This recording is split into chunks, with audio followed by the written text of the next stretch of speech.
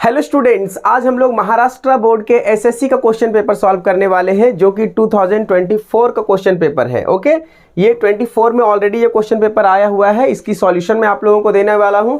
तो आपको इस बात को ध्यान में रख के चलना है कि इस पेपर का सॉल्यूशन से पहले भी मैंने अलजेब्रा के पेपर का सॉल्यूशन दे चुका हूं और आपको इस बात का ध्यान रखना है कि अलजेब्रा का पेपर जैसे इंपॉर्टेंट है वैसे ज्योमेट्री का भी पेपर उतना ही इंपॉर्टेंट है। ठीक है, क्योंकि ये दोनों पेपर जो होते हैं वो 40 मार्क्स के क्वेश्चन पेपर होते हैं। इस पेपर में आप लोगों को थोड़ा सा थियोरी बेस्ड क्वेश्चन ज़्यादा होता है और अलजेब्रा में थोड़ा न्यूमेरिकल सॉल्विंग प्रॉब्लम्स ज़्यादा होता है। ठीक है, ऐसे तो मैथ से तो न्यूमेरिकल्स ही सॉल्व करते हैं, लेकिन यहाँ पे थोड़ी थियोरी को भी याद रखना पड़ता है, फॉर्मूला दोनों में रिक्वायर्ड होता है। तो इस बात का आपको ध्यान रखना है कि ये पेपर 40 मार्क्स का है और इसके लिए भी कन्फाइंड टाइम है 2 आवर्स एंड 24 का क्वेश्चन पेपर है।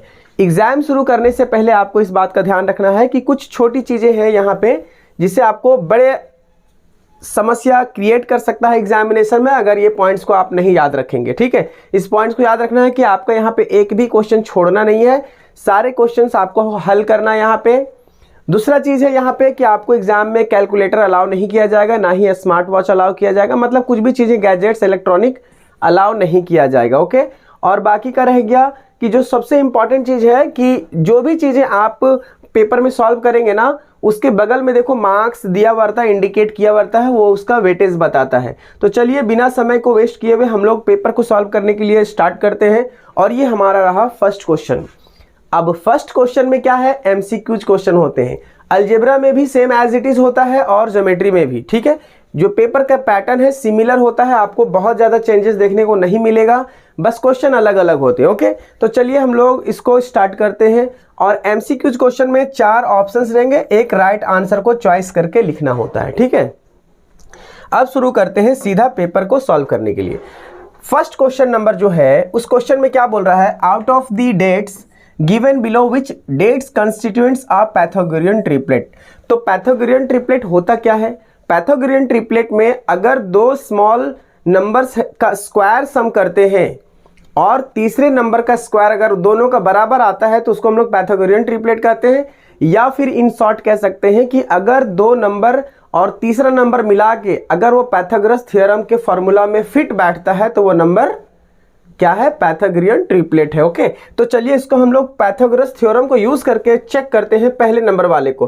तो पहला जो नंबर है वो क्या है, 15 है, दूसरा 8 है और तीसरा जो है वो है 17। ओके, तो ये तीनों नंबर को पाइथागोरस थ्योरम में फिट करते हैं। ओके, तो पाइथागोरस थ्योरम क्या है, perpendicular square plus base square is equal to hypotenuse का स्क्वायर, ये दोनों का सम इसके बराबर होना चाहिए। ठीक है, तो ये एक्चुअल में ये हमारा मेन चीज है, लेकिन परपेंडिकुलर को और बेस को आपको इस बात का याद रखना है कि किसी भी राइट एंगल ट्रायंगल का ये दो चीजें ना सबसे छोटा साइज होता है। तो यहाँ पे सबसे छोटा कौन सा है, 15 और 8। ओके, सबसे बड़ा कौन सा है, 17। तो इसी के ऊपर चेक करेंगे। ठीक है, तो 15 का स्क्वायर प्लस 8 का स्क्वायर इक्वल टू हाइपोटेन्यूज, इसको माने हैं 17 क्योंकि ये largest side of the triangle होता है।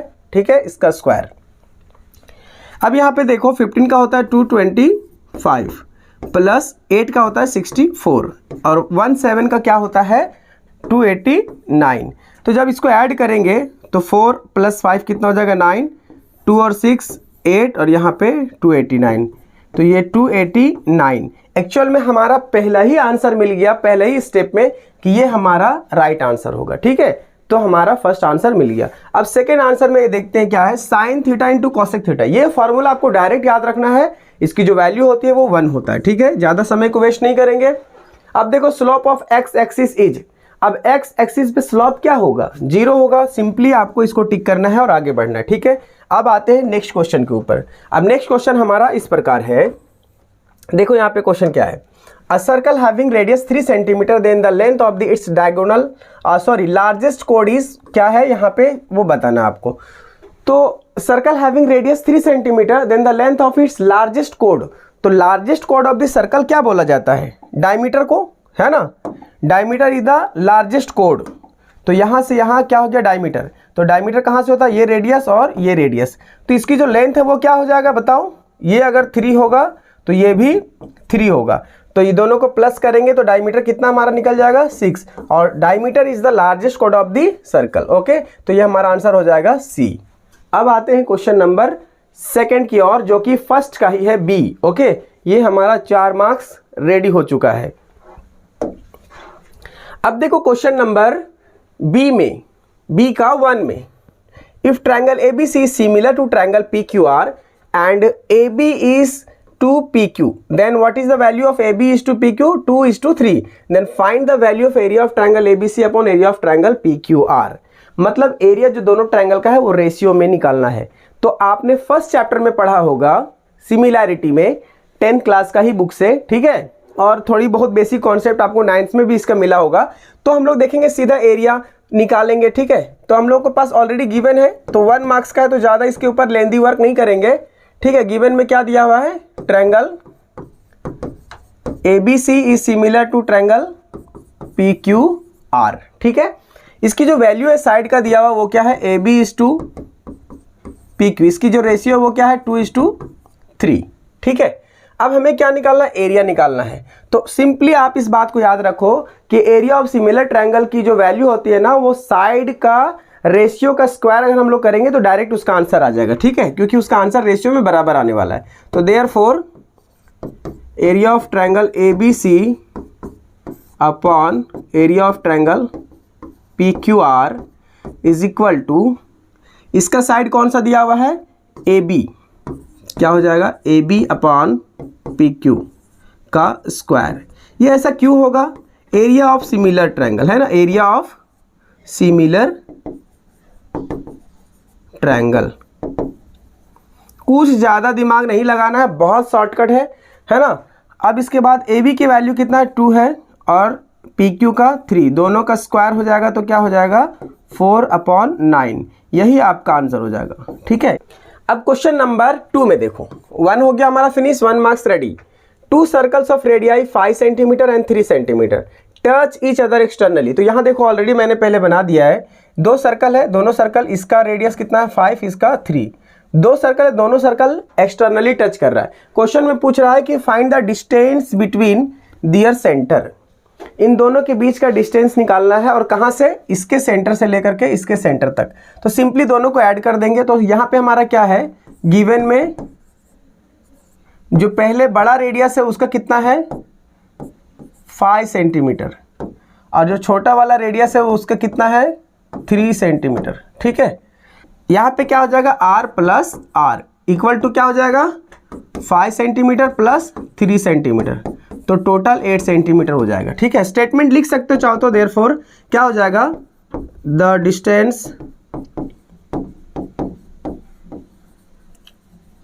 Between their centre is 8 centimetre, ठीक है। बहुत ही सिंपल क्वेश्चन था, ये आपका 6 नंबर अभी तक आ चुका है। अब क्वेश्चन नंबर 3 की ओर जाते हैं, जो कि ये भी 1 मार्क्स का है और बहुत ही सिंपल क्वेश्चन है। देखो, find the side of a square whose diagonal is 10√2 centimetre, ठीक है। सपोज कर लो कि एक स्क्वायर है, क्या है, स्क्वायर, यहाँ पे हम स्क्वायर लेते हैं, एक स्क्वायर है, ठीक है। इसका नाम दो ABCD, और ये एक डायगोनल बना दो, ठीक है, स्ट्रेट थोड़ा नहीं बना। तो हम मान लेते हैं कि late the side of the square, let the, पहले इसको हम ज़्यादा कंसीडर कर लेते हैं, अच्छे से समझ में आ जाए, क्योंकि स्टेटमेंट लिखना बहुत इंपॉर्टेंट है। Let the quadrilateral ABCD is a square and AC is diagonal of, कितना मेजरमेंट है 10√2, डायगोनल ऑफ 10√2 कुछ है सेंटीमीटर है, ठीक है। अब ये चीज़ आपको समझ में आ गया। अब हमें क्या करना है, इसका साइड पता करना है। तो साइड आपको पता है कि एक स्क्वायर में चारों साइड बराबर होता है, ठीक है, और जो इसके सारे एंगल्स होते हैं ना, इंटरनल एंगल वो क्या होता है 90 डिग्री होता है, ठीक है, क्योंकि एक दूसरे का परपेंडिकुलर होते हैं साइड। तो यहाँ पे क्या हो जाएगा, let the side be x, तो सारे साइड बराबर होगा, ये भी x, ये भी x और ये भी x, ठीक है। मैं एक्सप्लेन ज़्यादा कर रहा हूँ, इतना आपको लेंदी करके जाना नहीं है, ठीक है। बस आपको शॉर्टकट जाना है, आपको याद है कि ये स्टेटमेंट आपने लिखे तो ये सारी चीज़ें आपको एक्सप्लेन नहीं करना है, ठीक है। अब यहाँ पे देखो क्या हो जाएगा, यहाँ पे देखो एक ट्रायंगल बना A B and B C and A C, ये दोनों का कॉम्बिनेशन क्या बना, एक ट्रायंगल बन गया। तो हियर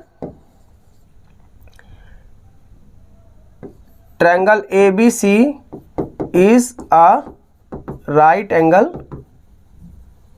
ट्रायंगल, ठीक है, राइट एंगल ट्रायंगल। अब राइट एंगल ट्रायंगल में अगर हम लोग देखें तो ये हम लोग पाइथागोरस थ्योरम यूज कर सकते हैं इसमें, ठीक है। तो using Pythagoras theorem, using Pythagoras theorem,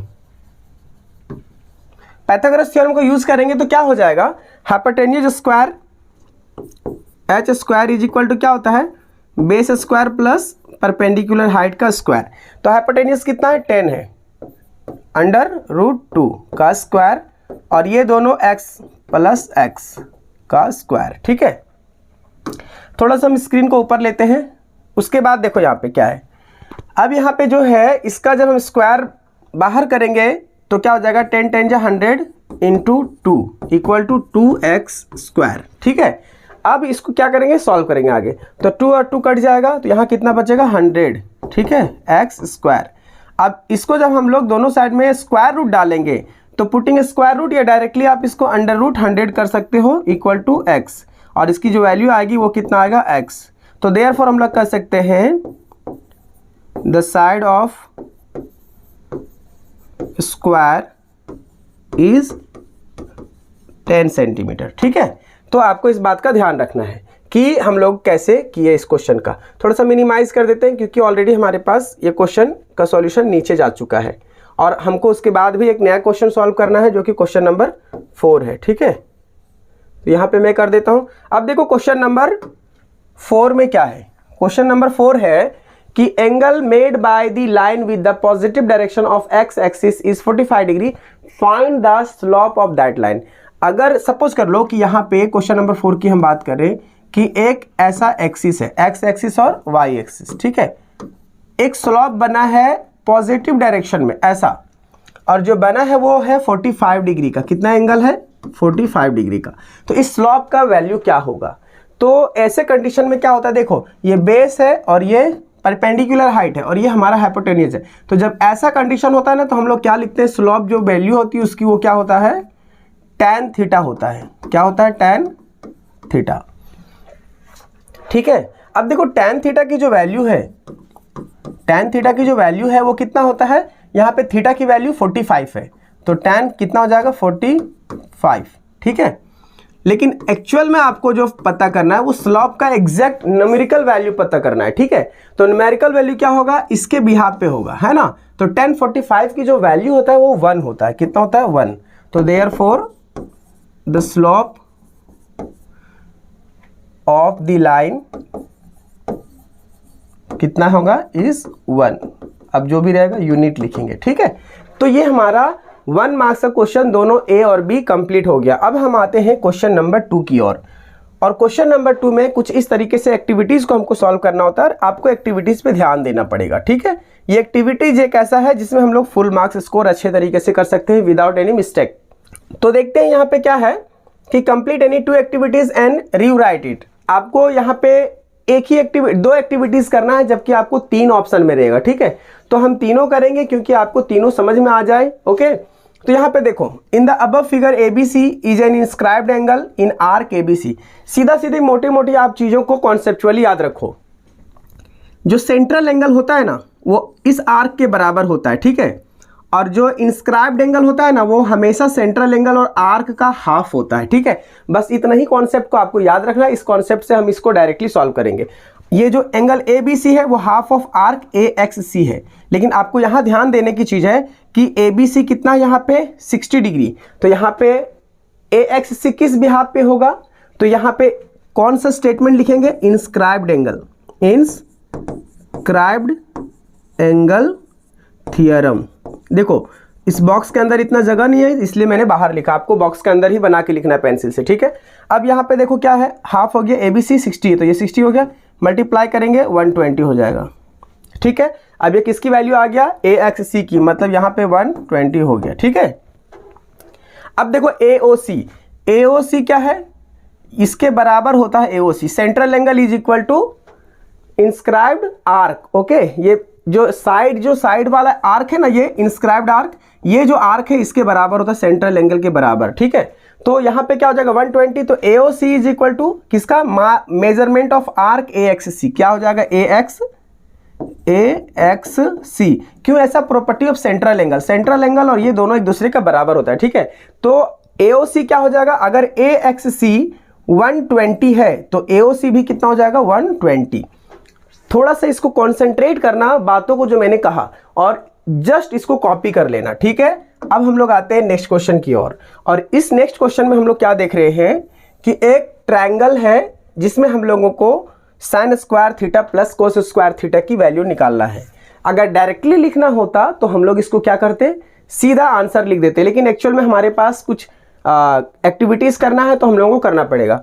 अब देखो पाइथागोरस थ्योरम के अकॉर्डिंग क्या होता है, A square plus A square is equal to A square, तो A B square plus B C square is equal to A C square. ठीक है, Pythagoras theorem. ठीक, क्वेश्चन में ऑलरेडी एक्सप्लेन किया है, divide both side by A C square, तो जब ए C square में करोगे तो इसको ये कट हो जाएगा। ठीक है, अब ये हमारे पास बचा, अब इसकी जो वैल्यू आएगा वो क्या आ जाएगा, साइन स्क्वायर थीटा।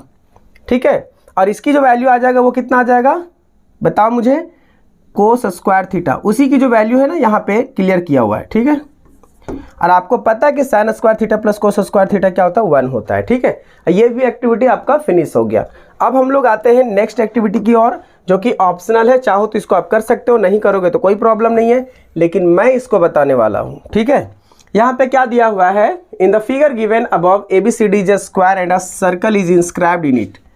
ABCD एक स्क्वायर है, इस स्क्वायर के अंदर में एक सर्कल है। ठीक है, और ये इसके अंदर है जो कि चारों साइड को टच कर रहा है। अब देखो AB की जो वैल्यू है ना, AB ये 14 सेंटीमीटर है। ठीक है, तो ये 14 है, इसका मतलब ये सब चारों 14 है। ठीक, तो यहाँ पे देखो ज़्यादा हमें दिमाग लगाने की ज़रूरत नहीं है, ऑलरेडी जो मैटर यहाँ पे बना हुआ है ना उसी मैटर को सॉल्व करेंगे। तो एरिया ऑफ स्क्वायर क्या होता है, सीधा आपको याद रखना है भैया, साइड स्क्वायर होता है। ठीक है, तो साइड लिखना हम लोग को, स्क्वायर दिया हुआ है, फॉर्मूला हो गया। अब ये कितना है, 14 का स्क्वायर मतलब 14 का स्क्वायर, तो 114 का स्क्वायर कितना होता है, 14 का स्क्वायर होता है 196। ठीक है, अब ये हो गया। उसके बाद देखो एरिया ऑफ सर्कल क्या होता है, पायर स्क्वायर, सीधा फॉर्मूला लिखते जाओ आप ज़्यादा दिमाग मत लगाना। ठीक है, अब इसकी वैल्यू आपको एज इट इज़ यहाँ पे दिया हुआ है 154, इसका कैलकुलेशन के बाद में आया। अब आपको क्या बोल रहा है, एरिया ऑफ शेडेड पोर्शन, तो हम लोग को सीधा बात याद रखना है कि जब स्क्वायर के अंदर है और शेडेड रीजन का निकालना है, तो ऑलरेडी यहाँ पे मेंशन किया हुआ है, लेकिन फिर भी आप चाहो तो समझ सकते हो इसको। अब यहाँ पे देखो स्क्वायर में इस पार्ट को माइनस कर देंगे जो खाली वाला है ना, तो शेडेड रीजन निकल जाएगा। ठीक है, तो शेडेड रीजन के लिए क्या होगा, एरिया ऑफ स्क्वायर में माइनस कर देंगे सर्कल को, तो यहाँ पे ऑलरेडी वैल्यू निकला हुआ है। यहाँ पे जब माइनस करेंगे तो इससे माइनस करेंगे, यहाँ कितना हो जाएगा 2, और 9 में 5 जाएगा तो 4। ठीक है, तो 42 सेंटीमीटर स्क्वायर आंसर आएगा इसका।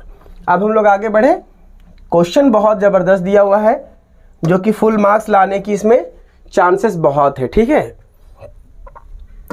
अब ये क्वेश्चन देखो, क्वेश्चन नंबर बी में। ठीक है, 2 का बी में ऑलरेडी अभी हम लोगों ने 2 का ए सॉल्व किया, जिसमें 3 एक्टिविटीज था, तीनों क्लियर किए। अब देखो क्वेश्चन नंबर बी में फर्स्ट वाला सॉल्व करेंगे। इसमें हमें 4 क्वेश्चन को सॉल्व करना होता है और क्वेश्चन होते हैं इसमें 5, ये 8 मार्क्स का क्वेश्चन है। ठीक है, अब देखो बहुत ही जबरदस्त क्वेश्चन है जिसमें पूरा मार्क्स ला सकते हैं। Radius of a sector of a circle is 3.2 centimetre and length of it's arc is 2.2 centimetre, find the area of the sector. तो एरिया ऑफ सेक्टर का डायरेक्ट फॉर्मूला धाई से मारेंगे, क्या करेंगे, एरिया ऑफ सेक्टर। लेकिन थोड़ा सा इसकी कदर कर लेते हैं, गिवन में है वो है radius of sector, radius of sector है 3.5 सेंटीमीटर, और उसके बाद आर्क इज 2.2 सेंटीमीटर, और आर्क ऑफ सेक्टर 2.2 सेंटीमीटर। अगर ये आपको याद है तो आ जाते हैं सीधा फॉर्मूला पे। तो यूजिंग फॉर्मूला, फॉर्मूला यूज करेंगे तो क्या हो जाएगा, एरिया ऑफ सेक्टर क्या होता है, area of sector is equal to half of measurement of arc और रेडियस ऑफ द सेक्टर। ठीक है, यहाँ पे मैंने आर्क का थोड़ा सा स्पेलिंग अलग कर दिया। ठीक है, ये सिर्फ ARC होता है। तो यहाँ पे क्या होगा, लेंथ ऑफ आर्क, ठीक है, L करेंगे, और रेडियस क्या हो जाएगा हमारा, रेडियस ऑफ सेक्टर। तो यहाँ पे हो जाएगा हमारा 1/2।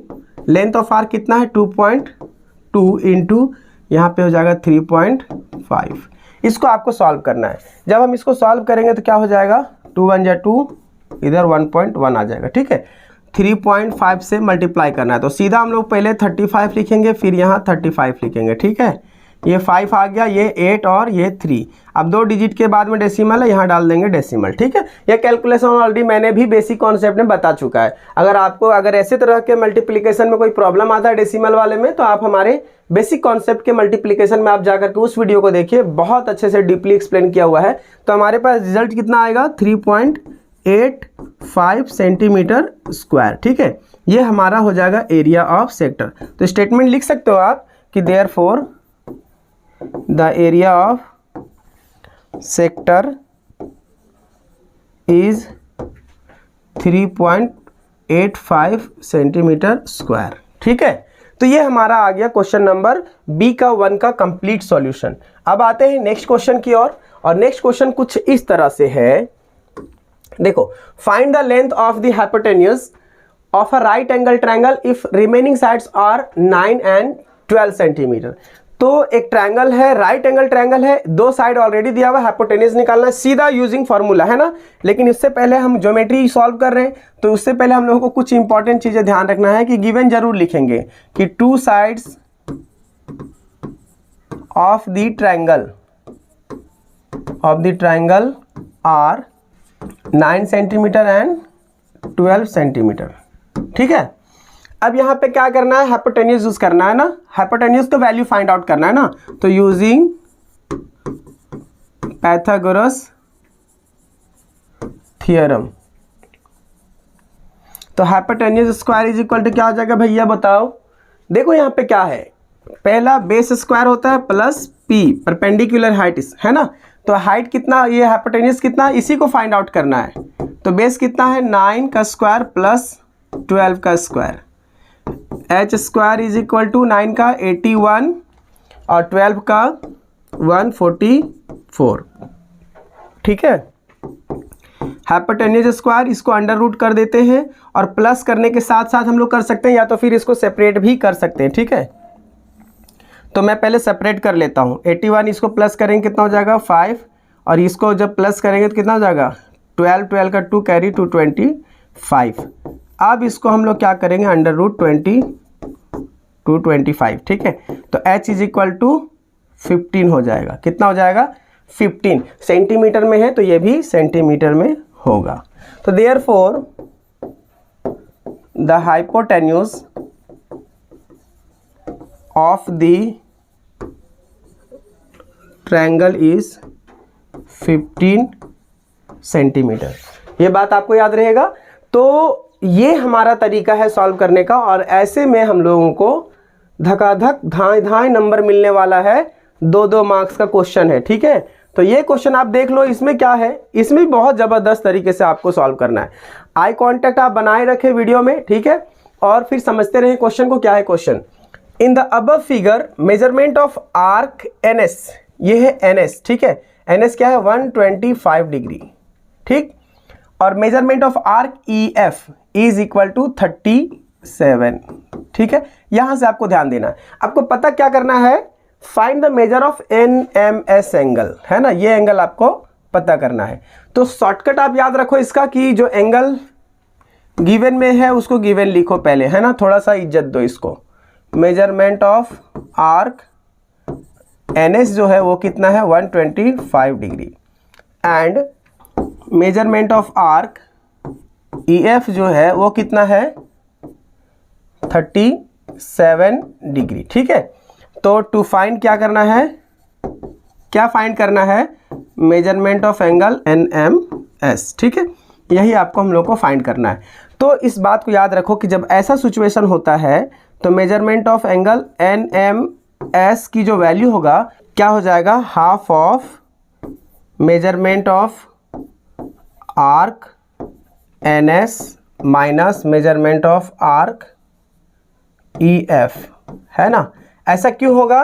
क्योंकि ये लोग चूंकि एक्सटर्नली इंटरसेक्टिंग कोड है, एक्सटर्नली इंटरसेक्टिंग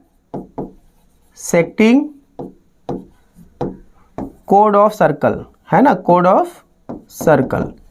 देखो externally intersecting code of circle का मतलब समझो कि ये जो कोड है ना, ये जो कोड है ना, EN और ES, ये एक्सटेंडेड कोड है जो कि इंटरसेक्ट कहाँ कर रहा है? बाहर एट पॉइंट M लिख सकते हैं, एट M, ठीक है। तो इसके वजह से जो फॉर्मूला आएगा NMS का, मतलब कि एंगल निकालने का, वो क्या हो जाएगा? Half of measurement of angle arc NS minus arc EF, ठीक है।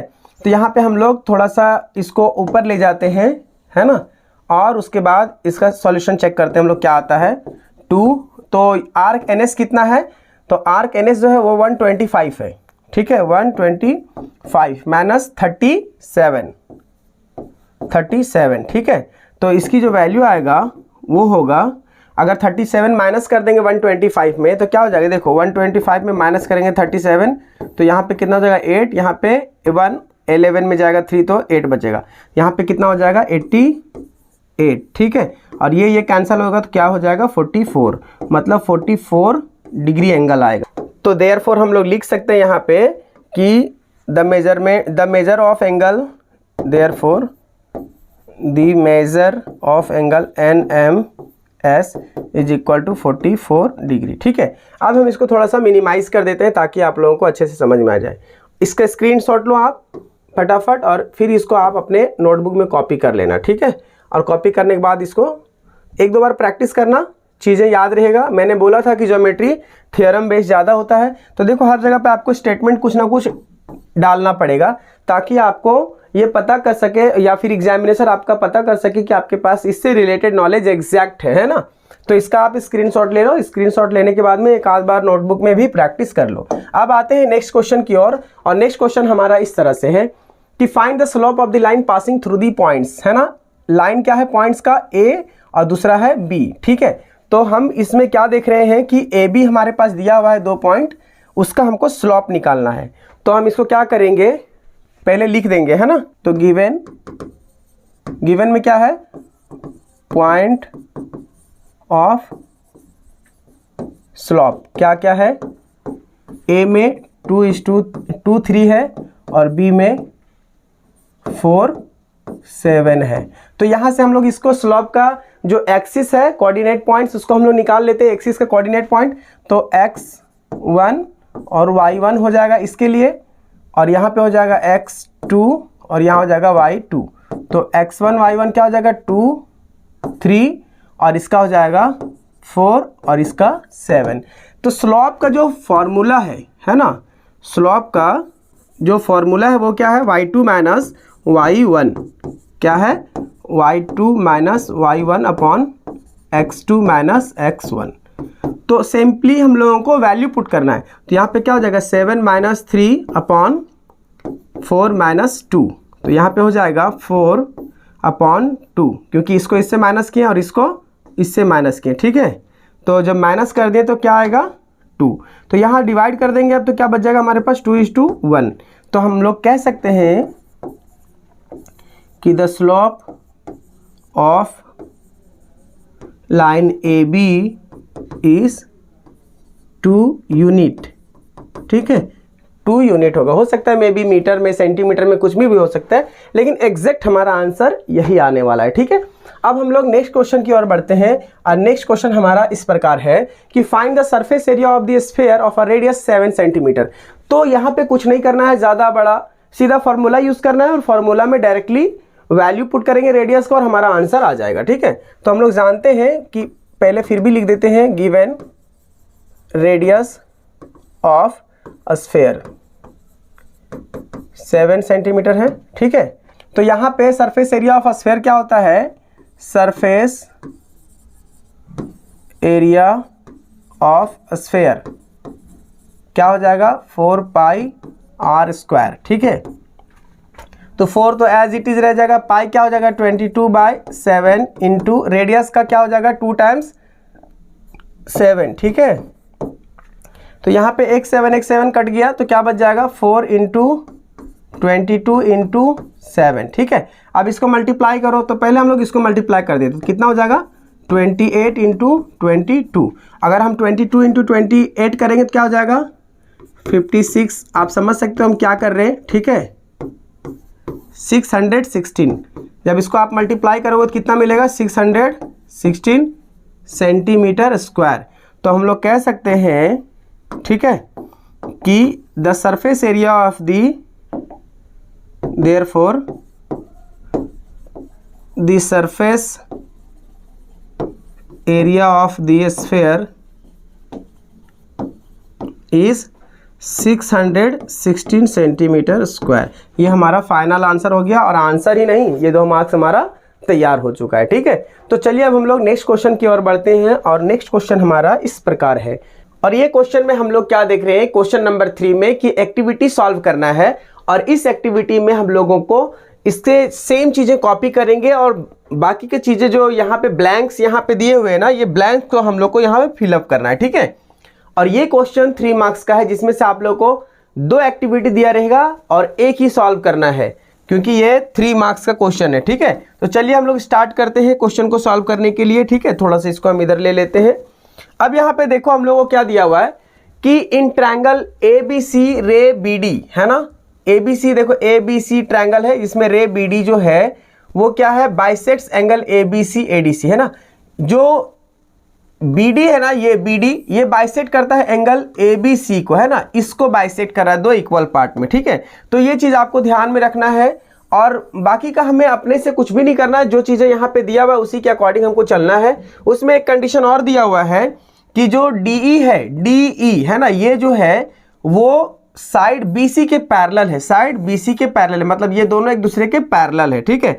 तो ये आपको स्टेटमेंट में दिया हुआ है, तो इसी को ख्याल में रखते हुए आपको क्या करना है, एक चीज और यहाँ पे कंडीशन दिया हुआ है कि आपको जो यहाँ पे प्रूफ करना ना AB upon BC is equal to AE upon EB। ये जो ट्रायंगल की जो रेशियो है ना, इस ट्रायंगल की रेशियो आपको प्रूफ करना है। लेकिन यहाँ पे ऐसा कुछ हमको डायरेक्टली प्रूफ नहीं करना है, हमने एक्टिविटी सॉल्व करना है। तो एक्टिविटी सॉल्व करेंगे तो डायरेक्टली हम लोग सीधा कंडीशन पर आएंगे। तो यहाँ पे आप कंडीशन को देख रहे हो कि AD और DC है, ठीक है। तो इसकी जो रेशियो होगी ट्रायंगल ABC में वो किस बिहाफ पे होगा, तो आप यहाँ पे मैच करके देख सकते हैं कि जो AD है वो DC के रेशियो में है, यहाँ जो AB है वो BC के रेशियो में होगा, ठीक है। तो यहाँ पे क्या हो जाएगा हमारा AB, ठीक है। तो आपको इसका ध्यान रखना है, क्या हो जाएगा AB, ठीक है।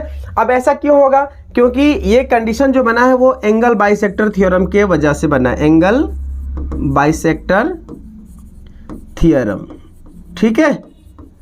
बहुत ही सिंपल है। अब देखो इन ट्रायंगल ABC ये जो कंडीशन ऑलरेडी यहाँ पे हमने देखे थे कि DE is parallel to BC।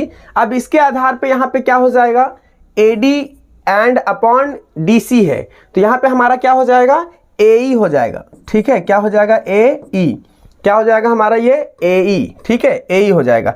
अब ऐसा क्यों होगा बताओ, इसका रीजन लिखना पड़ेगा, ठीक है। तो ये हमारा BPT का थ्योरम आपने पढ़े ना, बाय BPT थ्योरम है ना, बेसिक प्रोपोर्शनैलिटी थ्योरम, इसके वजह से ये कंडीशन होगा यहाँ पे, ठीक है। अब देखो आप यहाँ पे डायरेक्टली इसको क्या लिख सकते हो, कंडीशन में पूछा है AB, क्या पूछा है, इसको मैं मिटाते जाता हूँ ताकि आप लोग को समझ में आते जाए, है ना। क्या पूछा है कि AB upon what and EB नीचे है और ऊपर में क्या होगा, ठीक है। यहाँ पे हमारा हो जाएगा AE और AB अपॉन BC, ठीक है, ये BC हो जाएगा, ठीक है।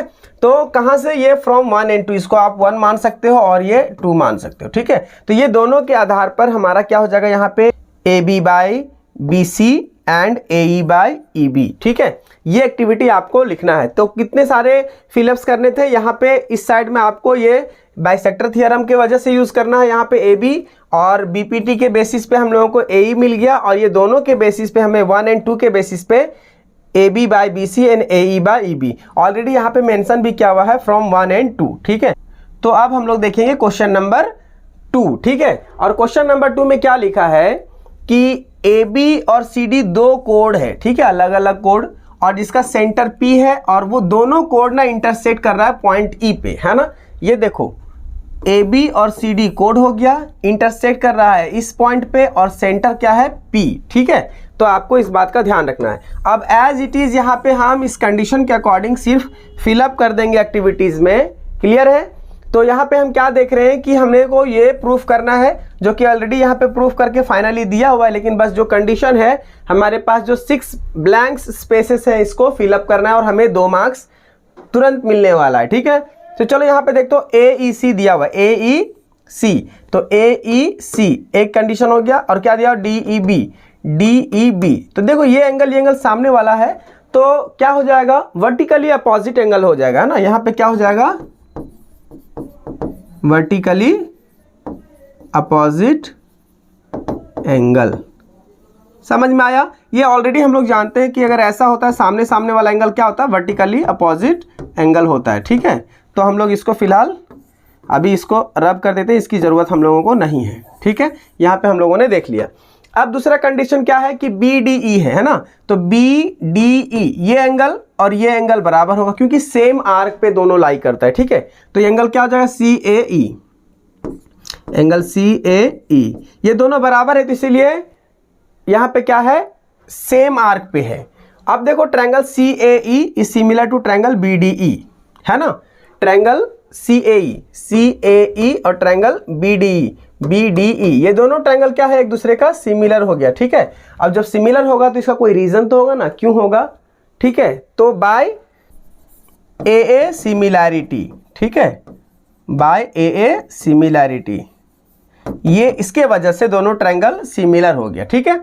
तो फिलहाल आपको राउंड नहीं करना है, बस ऐसे मैंने इंडिकेट किया था, ठीक है। अब फाइनली हम लोगों को क्या देखने को मिल रहा है कि अगर चाहो तो आप इसको डायरेक्टली यहां से यूज कर सकते हो, पुटअप कर सकते हो कि AE यहां हो जाएगा और EB यहां हो जाएगा, क्योंकि अगर हम AE यहां लिखेंगे और EB यहां लिखेंगे तो देखो ये इससे क्रॉस मल्टीप्लाई होकर यहां हो जाएगा और CE के साथ में यह क्रॉस मल्टीप्लाई होकर यहाँ हो जाएगा।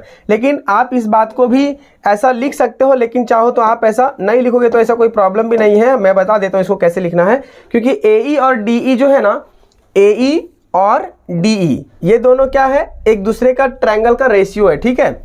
और यहाँ पे देखो CE और EB जो है, CE और EB ये एक दूसरे का रेशियो है, ठीक है, कोड पार्ट का। तो यहाँ पे हम लोग क्लियरली समझ गए कि ये प्रूफ हो चुका है, ठीक है। और यहाँ पे हम लोग ऐसा क्यों लिखेंगे बताओ, इसका एक रीज़न लिखेंगे, प्रॉपर्टी ऑफ सिमिलर ट्रायंगल। क्या लिखेंगे, प्रॉपर्टी ऑफ सिमिलर ट्रायंगल, ठीक है। ये हमारा हो जाएगा सिमिलर ट्रायंगल, ठीक है। तो देखो समझ में आ गया आप लोगों को ये कि वर्टिकली अपोजिट एंगल हो जाएगा, ये सेम आर्क पे है इसलिए दोनों एंगल बराबर होगा, ये दोनों ट्रायंगल सिमिलर है। और क्यों सिमिलर है, AA टेस्ट से, ठीक है। और यहाँ पे ये जो रेशियो हमने लाए वो कैसे लाए, तो यहाँ पे सिमिलर ट्रायंगल की वजह से ये दोनों एक दूसरे का रेशियो बराबर होगा, ठीक है। अब हम लोग बढ़ते हैं नेक्स्ट क्वेश्चन की ओर, और वो क्वेश्चन नंबर 3 का B है, ठीक है। अब इस क्वेश्चन में देखो क्या है, क्वेश्चन तो काफी बड़ा है इसमें, है ना।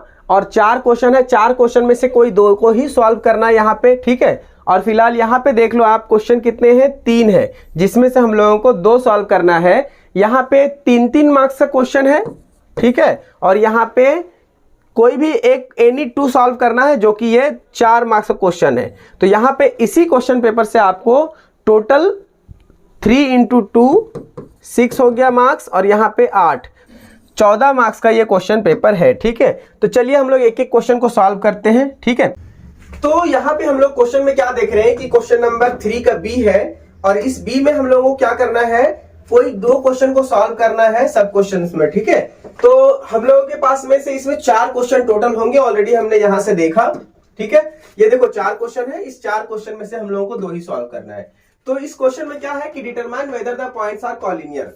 तो कॉलिनियर पॉइंट्स कैसे हम लोग कंसीडर करेंगे कि कोई पॉइंट्स कॉलिनियर है, तो उसका थोड़ा सा बेसिक कॉन्सेप्ट मैं आपको दे देता हूं। सपोज कर लो कि पॉइंट A, B और C है, ठीक है।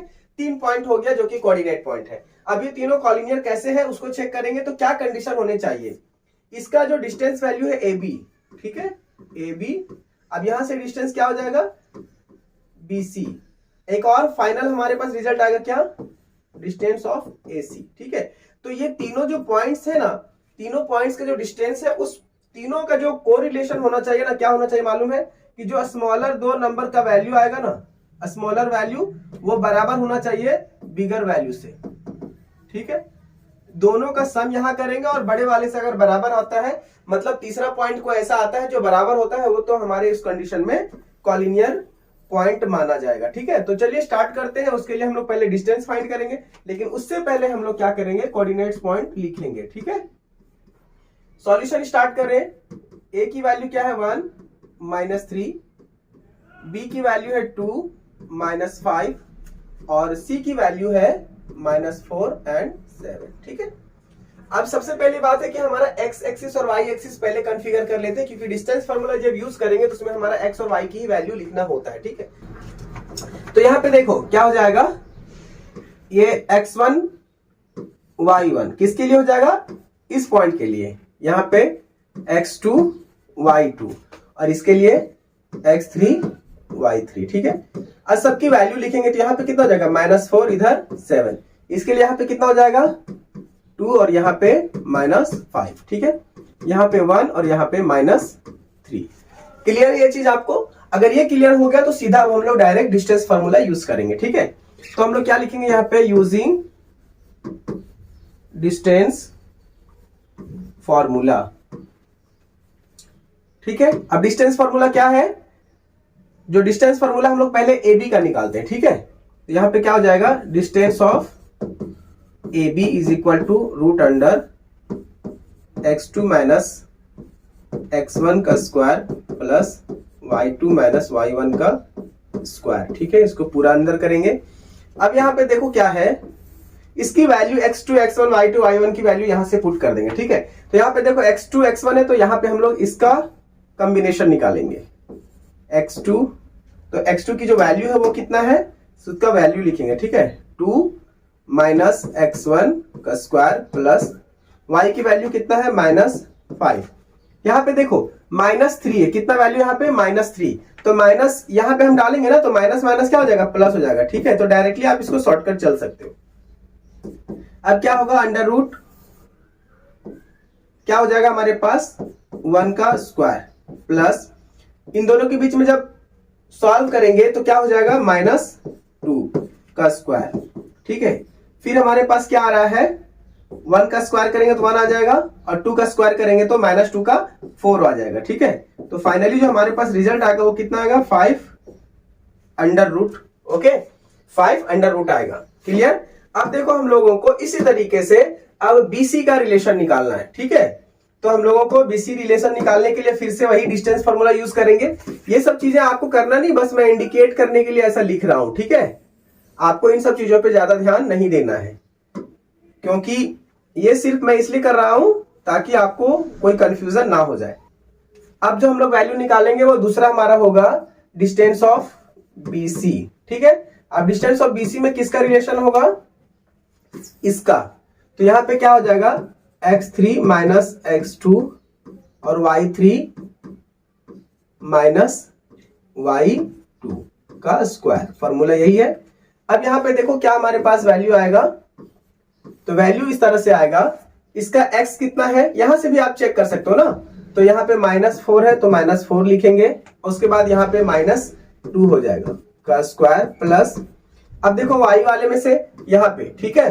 तो यहाँ पे क्या हो जाएगा 7, ऑलरेडी यहाँ पे माइनस है तो माइनस माइनस यहाँ के लिए हो जाएगा प्लस, तो हो जाएगा स्क्वायर, ठीक है।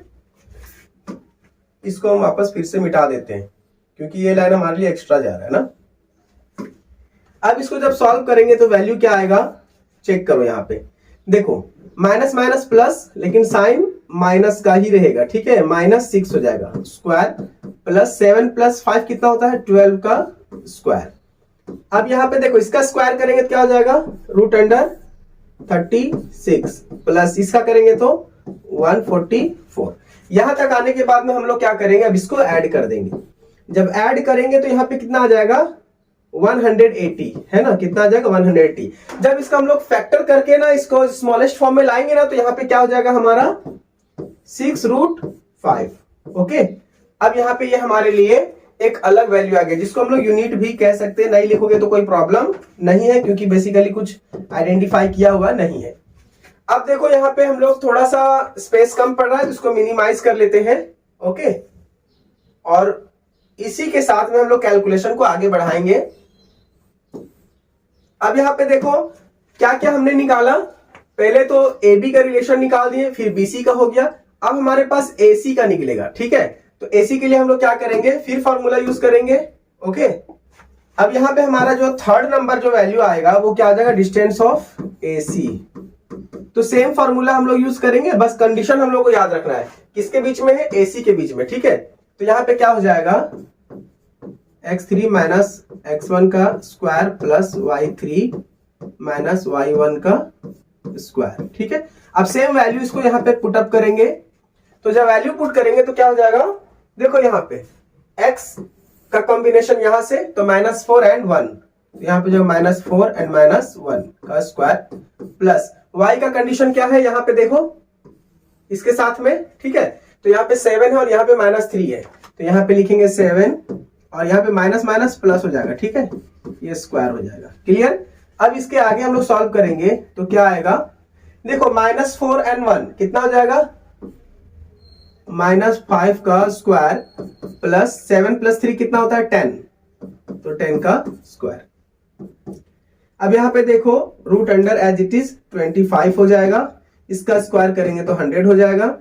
अब इसको जब ऐड करेंगे तो 125 होगा। जब इसको फैक्टर निकाल करके रूट के बाहर करेंगे तो हमारा जो नॉर्मल फेज नंबर आएगा वो कितना आएगा, 5√5। अगर आप चाहो तो इसको चेक भी कर सकते हैं, ऐसा फैक्टर ऐसा करते हैं 125 है ना, तो सीधा 5 से जाओ तो कितना हो जाएगा 25। अब ये फिर 5 से लेंगे तो फिर 5 आ जाएगा। ठीक है, तो ये हमारा स्क्वायर के रूट के बाहर आ गया और अंडर रूट ये बच गया। ठीक है, तो फिलहाल हम लोग इसको ऑलरेडी बहुत सारे लेक्चर्स में कर चुके हैं, ऐसे फैक्टराइजेशन का मेथड को समझ चुके हैं। अगर आपको कोई प्रॉब्लम आता है तो हमारा basic concept of root and cube वाला जो है हमारा वीडियो है उस पर आप जाकर के चेक कर सकते हैं, वहां पे आपको ऐसे तरीके का सॉल्यूशन मिल जाएगा। अब हमने क्या बताया था कि कॉलिनियर पॉइंट कब होता है, तो कॉलिनियर पॉइंट से आपको ये चीज समझने की जरूरत है कि जो दो कंडीशन हमने दिया था कि दोनों स्मॉलर नंबर का सम तीसरे बड़े नंबर का इक्वल होना चाहिए। तो यहां पे आपको क्या दिख रहा है कि ये जो डिस्टेंस ऑफ ए बी और डिस्टेंस ऑफ ए सी का जो सम है वो किसके बराबर है, डिस्टेंस ऑफ बी सी के बराबर। कहां से ये देख रहे हैं आप, देखो ए बी कितना यहाँ पे देखो ए बी जो है वो कितना 5 यूनिट है, √5 यूनिट, और ए सी कितना यहाँ पे है 5√5 है, 5√5। और जब इन दोनों को प्लस करेंगे ना तो रिजल्ट हमारा क्या आएगा, इसके वैल्यू के बराबर 6√5। तो आपको ये चीजें यहाँ पे मिला ना देखने को, ये यहाँ पे देखने को मिला। तो देयरफॉर हम लोग कह सकते हैं कि therefore the given points are collinear. देखो स्टेप बाय स्टेप आप लोगों को समझने की जरूरत है अच्छे से, और ये चीज आपको अगर स्टेप वाइज करेंगे ना तो आपको मार्क्स फुल मिलेगा, है ना, मार्क्स कटने के चांसेस ही नहीं है। तो ऐसे कंडीशन में आपको क्या करना है, ऐसे क्वेश्चन को 2-3 बार सॉल्व करना है ताकि आपका कॉन्फिडेंट लेवल बढ़े। ठीक है, कुछ ज्यादा बड़ा हो गया, यहां से आप स्क्रीनशॉट ले लो और ये स्क्रीनशॉट को अपने नोटबुक में नोट डाउन करो ताकि आप इसको रिवीजन कर सको। ठीक है, देखो यही सेम एग्जामिनेशन में आने वाला नहीं है क्वेश्चन, इसमें नंबर चेंज होगा, लेकिन इस तरह के क्वेश्चन ज्यादातर एग्जाम में आते हैं। ठीक है, अब हम लोग बढ़ते हैं नेक्स्ट क्वेश्चन की ओर। तो देखो यहाँ पे अब हम लोग इस क्वेश्चन में क्या देख रहे हैं कि triangle ABC is similar to triangle LMN. ठीक है, ये दोनों एक दूसरे का ट्रायंगल सिमिलर है। एबीसी का जो वैल्यू ना कुछ अलग इस तरह का वैल्यू दिया हुआ है सारे साइड्स का। हमें ट्रायंगल कंस्ट्रक्ट करना है एबीसी और एलएमएन, उसकी जो रेशियो होगी ना BC/MN होगा 5/4। ठीक है, तो यहाँ पे क्या करेंगे, इस कंडीशन में हम लोगों को ट्रायंगल कंस्ट्रक्ट करना है। तो कंस्ट्रक्शन के लिए हमारे पास कुछ कंडीशन होने चाहिए, है ना। और पहला कंडीशन क्या है कि वो ट्रायंगल की जो साइड वैल्यू है ना वो तीनों पता होना चाहिए, क्योंकि एक ट्रायंगल को तो वैल्यू पता है लेकिन दूसरे का नहीं पता है। तो दो ट्रायंगल हम लोग कैसे बनाएंगे, तो चलो हम लोग स्टार्ट करते हैं इसका सॉल्यूशन। ठीक है, तो सॉल्यूशन कुछ इस तरह से होगा। पहले हम लोग जो गिवन है ना उसको लिखते हैं। तो गिवन में क्या है, triangle ABC is similar to triangle LMN and और क्या दिया हुआ है, इन ट्रायंगल ABC में क्या है, AB is equal to 5.5, AB is equal to 5.5 centimetre, ठीक है। BC जो है वो क्या है, BC है वो है 6 सेंटीमीटर एंड CA जो है वो है 4.5 सेंटीमीटर, ठीक है। ये सारी चीजें आपके पास दिया हुआ है। अब देखो construct triangle ABC LMN such that BC upon MN is equal to 5/4, ठीक है। तो आप एक चीज का ध्यान रखो कि ये कंडीशन में पहले क्या लिखा है कि यहाँ पे ट्रायंगल जो है वो एक दूसरे का सिमिलर है, ठीक है। जब ट्रायंगल सिमिलर होता है ना तो उस कंडीशन में ट्रायंगल के जो साइड होते हैं ना, करस्पॉन्डिंग साइड, वो क्या होता है, प्रोपोर्शनल होता है ना, प्रोपोर्शनल होता है। तो यहां पे हम लोग लिख सकते हैं therefore the sides of the triangle ABC and triangle LMN are proportional, ठीक है। अब ये क्या हो गया, प्रोपोर्शनल हो जाएगा। तो हम लोग कह सकते हैं यहाँ पे यो लिखना थोड़ा सा मैं भूल गया था, BC अपॉन क्या है MN क्या हो जाएगा इज इक्वल टू 5/4, ठीक है। इसको आपको ध्यान में रखना है, ठीक है। यहाँ पे मैं एक्स्ट्रा लाइन डाल देता हूं ताकि आपको समझ में आ जाए, ठीक। अब यहाँ पे देखो हम लोग तो देयरफॉर हम लोग क्या कह सकते हैं कि जो ट्रायंगल, एक रफ स्केच में हम ट्रायंगल बनाते हैं, ठीक है, तो आपको जल्दी समझ में आएगा। ये ABC हो गया और यहाँ पे LMN हो गया, ठीक है। अब यहाँ पे देखो ये जो BC जो है और MN जो है वो कितनी वैल्यू इसकी है, रेशियो 5/4 की वैल्यू है, ठीक है। अब यहाँ पे देखो हम लोग कह सकते हैं कि ये रेशियो और ये रेशियो दोनों बराबर हो जाएगा, AB upon LM equal to BC upon MN तो ऑलरेडी यहाँ पे है, ठीक है। अब देखो AC अपॉन LN, ओके। तो ये हमारा क्या हो गया, करस्पॉन्डिंग साइड्स आर प्रोपोर्शनल का कंडीशन में हम लोगों ने बना दिया ऐसा, ठीक है। अब हम लोग क्या देखेंगे, इसके पास हमारे पास ऑलरेडी वैल्यू है, AB है, उसके बाद BC है और CA है। तो नाउ तो अब हम लोग पहला स्टेप क्या लेंगे, BC upon MN is equal to 5/4, ठीक है। क्या हो जाएगा 5/4। तो हम लोग इसके आगे बढ़ सकते हैं, नीचे अगर जाएंगे तो बहुत नीचे चले जाएंगे, तो हम लोग यहाँ पे कॉमा डाल करके एक आगे स्टेप और बढ़ा दे रहे हैं, ठीक है। तो BC की जो वैल्यू कितना है, 6 है, ठीक है, 6 है। तो हमें किसकी वैल्यू निकालना है, MN की, ठीक है। तो यहाँ पे क्या हो जाएगा 5/4। अब यहाँ पे देखो इसको अगर हम लोग इधर ले आते हैं और इसको क्रॉस मल्टीप्लाई, है ना, राउंड फिगर में हम लोग बोल सकते हैं क्रॉस मल्टीप्लाई करेंगे तो 4 6 24 हो जाएगा, ठीक है। और यहाँ पे आ जाएगा 5 इंटू MN, ओके। अब इसको हमको मजबूरी में थोड़ा सा ऊपर लेना ही पड़ेगा क्योंकि अब चांसेस नहीं है, ठीक है। और ये गिवन है तो इसी को यूज करके हम लोगों को लिखना है। अब देखो हम लोग आगे क्या करेंगे कि ये जो 24 है, ठीक है, अपॉन 5 हो जाएगा और यहाँ पे MN की वैल्यू निकल जाएगा। तो यहाँ पे देखो क्या हो जाएगा, 5 4 जा 20, ओके, एंड 5 8 जा 40। तो ये डिवाइड करने के बाद आपको 4.8 आएगा। तो देयरफॉर हम लोगों को क्या रिजल्ट मिला, जो MN है उसकी वैल्यू कितना आएगा, 4.8 सेंटीमीटर। अगेन हम लोग क्या कंडीशन लेंगे, अभी तो हमारे पास MN की वैल्यू आ गया, अब हमारे पास किसकी वैल्यू बाकी है, LM का और दूसरा LN का। तो ये दो वैल्यू हमको और फाइंड आउट करना है। तो अगेन सेम प्रोसेस को फॉलो करेंगे तो क्या हो जाएगा, AB अपॉन LN को, ठीक है, AB अपॉन LM। तो यहां पे क्या हो जाएगा 5/4, ये रेशियो ही है। अब AB की जो वैल्यू है ना, AB की वैल्यू हमारे पास 5.5 है, ठीक है। तो यहाँ पे क्या हो जाएगा 5.5 अपॉन LM इक्वल टू 5/4। यहाँ पे क्या हो जाएगा 5 1 जा 5 कट जाएगा, इधर 5 1 जा 5 एंड 1, ठीक है। तो जब हम इसको क्रॉस मल्टीप्लाई करेंगे ना तो क्या आ जाएगा, LM is equal to 4.4 centimetre, ठीक है।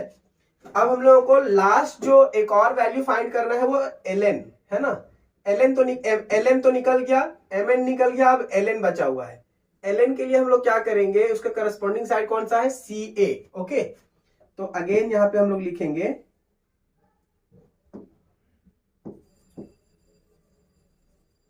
Again AC upon LN। Okay, तो AC की वैल्यू कितना हमारा, AC की वैल्यू था CA या बोलो या फिर AC बोलो, ये है 4.5। ठीक है, तो हम लोग इसको वापस से कैलकुलेशन करते हैं, तो यहां पे क्या हो जाएगा 5/4। अब वैल्यू पुट करते हैं, ठीक है, तो ये हो जाएगा 4.5/ln इज इक्वल टू 5/4। ठीक है, अब यहां पे देखो क्या हो जा रहा है हमारा, 5 1 जा 5, अब 5 9 जा 45। ठीक है, अब इसको क्रॉस मल्टीप्लाई जब करेंगे तो यह हमारे पास रिजल्ट आएगा ln इज इक्वल टू 9 4 जा 36 और कितना हो जाएगा 3.6 सेंटीमीटर, क्योंकि यहाँ पे एक डेसिमल है तो एक डेसिमल यहाँ पे डालना पड़ेगा। ठीक है, अब देखो हम इसको क्या कर रहे हैं, पहले नंबर में तो हम इसको मिनिमाइज करेंगे। उसका रीजन ये देख लो कि इसका सॉल्यूशन जो है ना, इसका सॉल्यूशन के वजह से ही हम लोग थोड़ा सा इसको मिनिमाइज कर रहे हैं, और दूसरा कोई ये नहीं है। अब क्योंकि हमारे पास ना सारे वैल्यूज प्रेजेंट एक जगह पे होना चाहिए। ठीक है, तो यहाँ पे उसके बाद हम लोग क्या देख रहे हैं कि हमारे पास जो वैल्यू चाहिए हमारे पास तो सारे वैल्यू अवेलेबल हो गया है। ट्रायंगल LM की वैल्यू हो गया हमारा, MN की वैल्यू हो गया और LN की वैल्यू। ठीक है, अब इसके दोनों के रेशियो के बेसिस पे हमने क्या किया है, वैल्यू फाइंड आउट कर लिया है। अब हम लोगों को क्या करना है, ट्रायंगल ड्रॉ करना है। देखो ट्रायंगल ड्रॉ करने के लिए क्या चाहिए अपने पास में, एक स्केल चाहिए और एक कंपास चाहिए, क्योंकि एंगल तो है नहीं जो प्रोटेक्टर का यूज करेंगे। तो सिंपली आपको याद रखना है कि जो ट्रायंगल है ABC, तो ABC की जो वैल्यू है वो तो आपके पास है, तो यहाँ पे हमारे पास नीचे में क्या है, BC है ना। तो हम लोग जब ट्रायंगल ABC बनाएंगे, ठीक है, तो आपको इन पॉइंट्स का ध्यान रखना है, AB BC और CA का। ठीक है, तो यहाँ पे हमारे पास क्या हो जाएगा, BC को पहले लेंगे नीचे, तो BC में क्या हमारा देखो 6 सेंटीमीटर है, तो एक स्केल लेंगे। ये देखो आप नॉर्मली जानते भी हो कि कैसे हम करने वाले हैं। ठीक है, क्योंकि कंस्ट्रक्शन का वर्क थोड़ा सा स्क्रीन पे बताना मुश्किल होता है, तो फिलहाल यहाँ पे आप देख सकते हो, ये हो गया हमारा 6 सेंटीमीटर। ठीक है, अब उसके बाद में हमारा जो पॉइंट्स है ना उसको लिख दो ताकि आपको कंफ्यूजन ना हो, और ये हो गया हमारा 6 सेंटीमीटर। क्लियर, अब देखो AB जो है वो कितना है, तो AB हमारा 5.5 है, तो स्केल में आप मेजर करो। ओके, स्केल में आप मेजर करो 5.5, और इसको कंपास से क्या करना है, एक पर्टिकुलर ऐसा रेंज लेना है 5.5। सपोज कर लो कि ऐसा आया यहाँ पे। ठीक है, तो इसको यहाँ पे ऐसा कट करेंगे, उसके बाद देखो जो हमारा पॉइंट A आएगा ना वो यहीं पे आएगा। ठीक है, जहां पे भी इसी लाइन में कट होगा तो A हो गया। अब देखो हमारे पास CA मतलब AC बोलो या CA बोलो, तो ये हमारा 4.5 है। तो आपको यहाँ पे क्या करना है, बहुत ज्यादा दिमाग नहीं लगाना है, स्केल को देखो फटाफट आप फिजिकली घुमा सकते हो, इसमें घुमाना थोड़ा सा टिपिकल होता है। तो 4.5 ऐसे पकड़ के चलेंगे हम लोग। ओके, अब ये हमारा हो जाएगा 4.5। ऐसा आप समझ के चलो कि ऐसा अगर लंबा लाइन गया तो ये 4.5 कट होगा। ओके, तो यहां से आपको स्केल मिला देना है, क्या करना है, स्केल से मिला देना है। ठीक है, तो ये हो जाएगा आपका ट्रायंगल।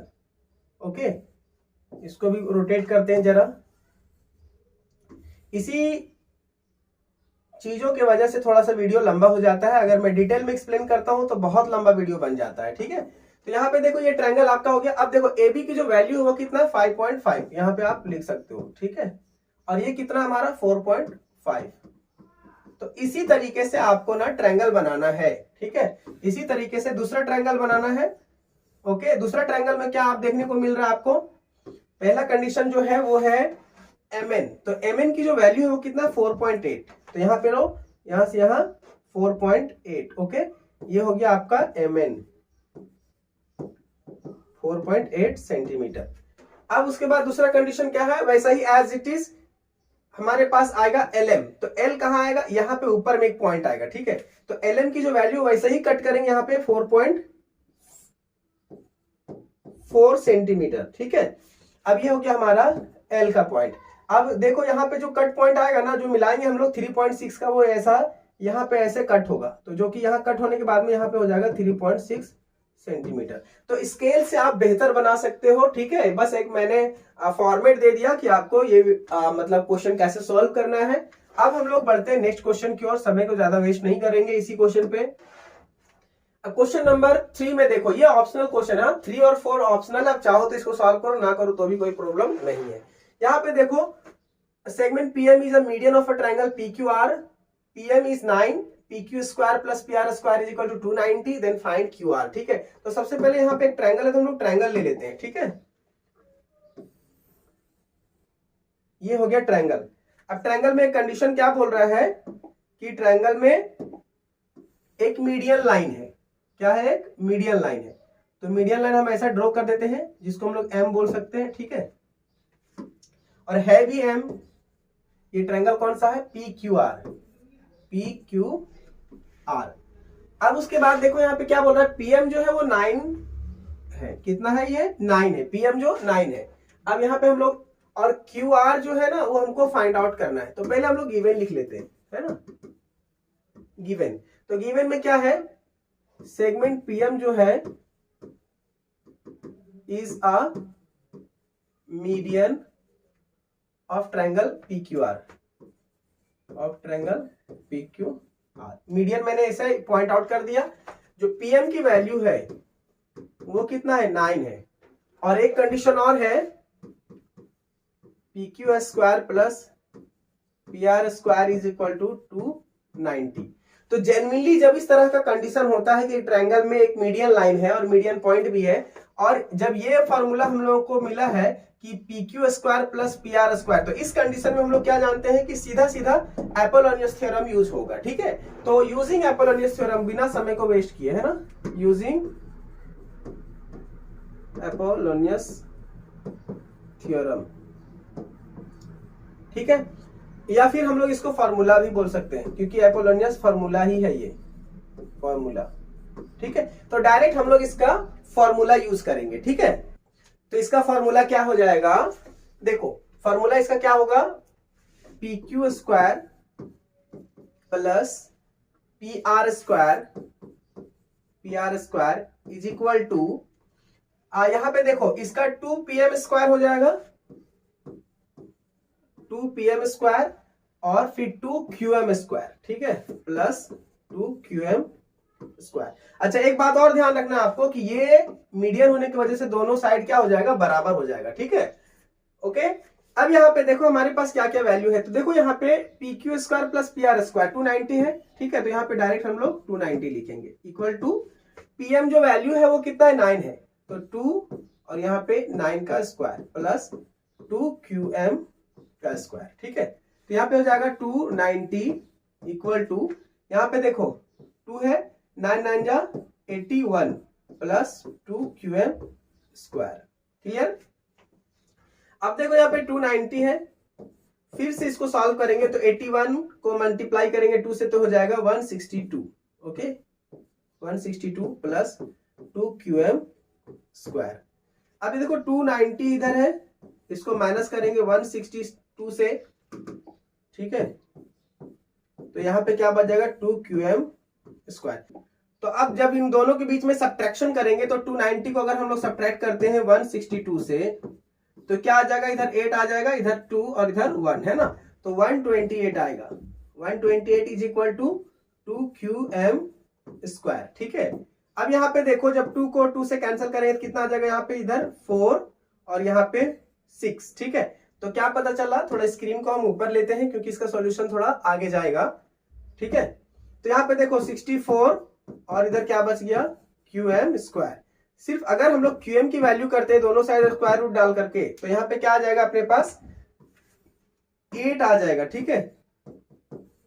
ये हमारा इसका QM की वैल्यू आ गया। अब क्वेश्चन की ओर थोड़ा सा हम लोग आगे बढ़ते हैं। क्वेश्चन में क्या बोल रहा है, QR की वैल्यू फाइंड करना, मतलब यहां से लेकर के यहां तक की वैल्यू फाइंड करना है, ठीक है। तो हम लोगों को क्या करना पड़ेगा, बताओ मुझे। सीधा सीधा हम लोगों को पता है कि QM is equal to MR, okay. हम लोग को क्या पता है कि QM is equal to MR, तो देयरफॉर इसकी वैल्यू भी क्या होगा, 8 होगा, है ना। तो देयरफॉर हम लोग कह सकते हैं कि QM plus MR is equal to क्या हो जाएगा क्यू आर। ठीक है, तो हम लोग इसकी वैल्यू क्या लिखेंगे 8 + 8 is equal to Q R. थोड़ा सा और आगे स्टेप लेते हैं, इसके बाद क्या हो जाएगा 8 + 8 16 is equal to Q R. तो हम लोग कह सकते हैं therefore the value of Q R is 16 unit, जो भी रहा होगा मीटर सेंटीमीटर। ठीक है, तो हम लोगों को ज्यादा दिमाग नहीं लगाना अपने से। अब थोड़ा सा आप इसको मिनिमाइज कर देते हैं ताकि आप लोगों को समझ में अच्छे से आ जाए, है ना, एक बार में पूरी सॉल्यूशन दिखे आप लोगों को। बड़ा सॉल्यूशन का यही थोड़ा समस्या है कि बार बार मिनिमाइज करना पड़ता है ना। तो यहां से आप एक ऑप्शन है आपके पास में कि आप इसका स्क्रीनशॉट लेके इसका सॉल्यूशन को अच्छे तरीके से समझ सकते हो। 2 पार्ट में मैं स्क्रीन को कर सकता हूं, लेकिन प्रॉब्लम ये है ना कि वो अच्छा नहीं लगता है देखने में।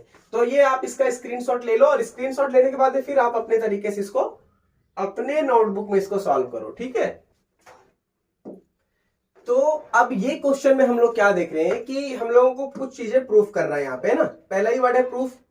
तो यहाँ पे क्या देख रहे हैं हम लोग कि proof that if a line is parallel to a side of a triangle intersects the remaining 2 sides in 2 distinct points, then the line divides the side in the same proportion। मतलब देखो सीधा सीधी समझो आप, है ना।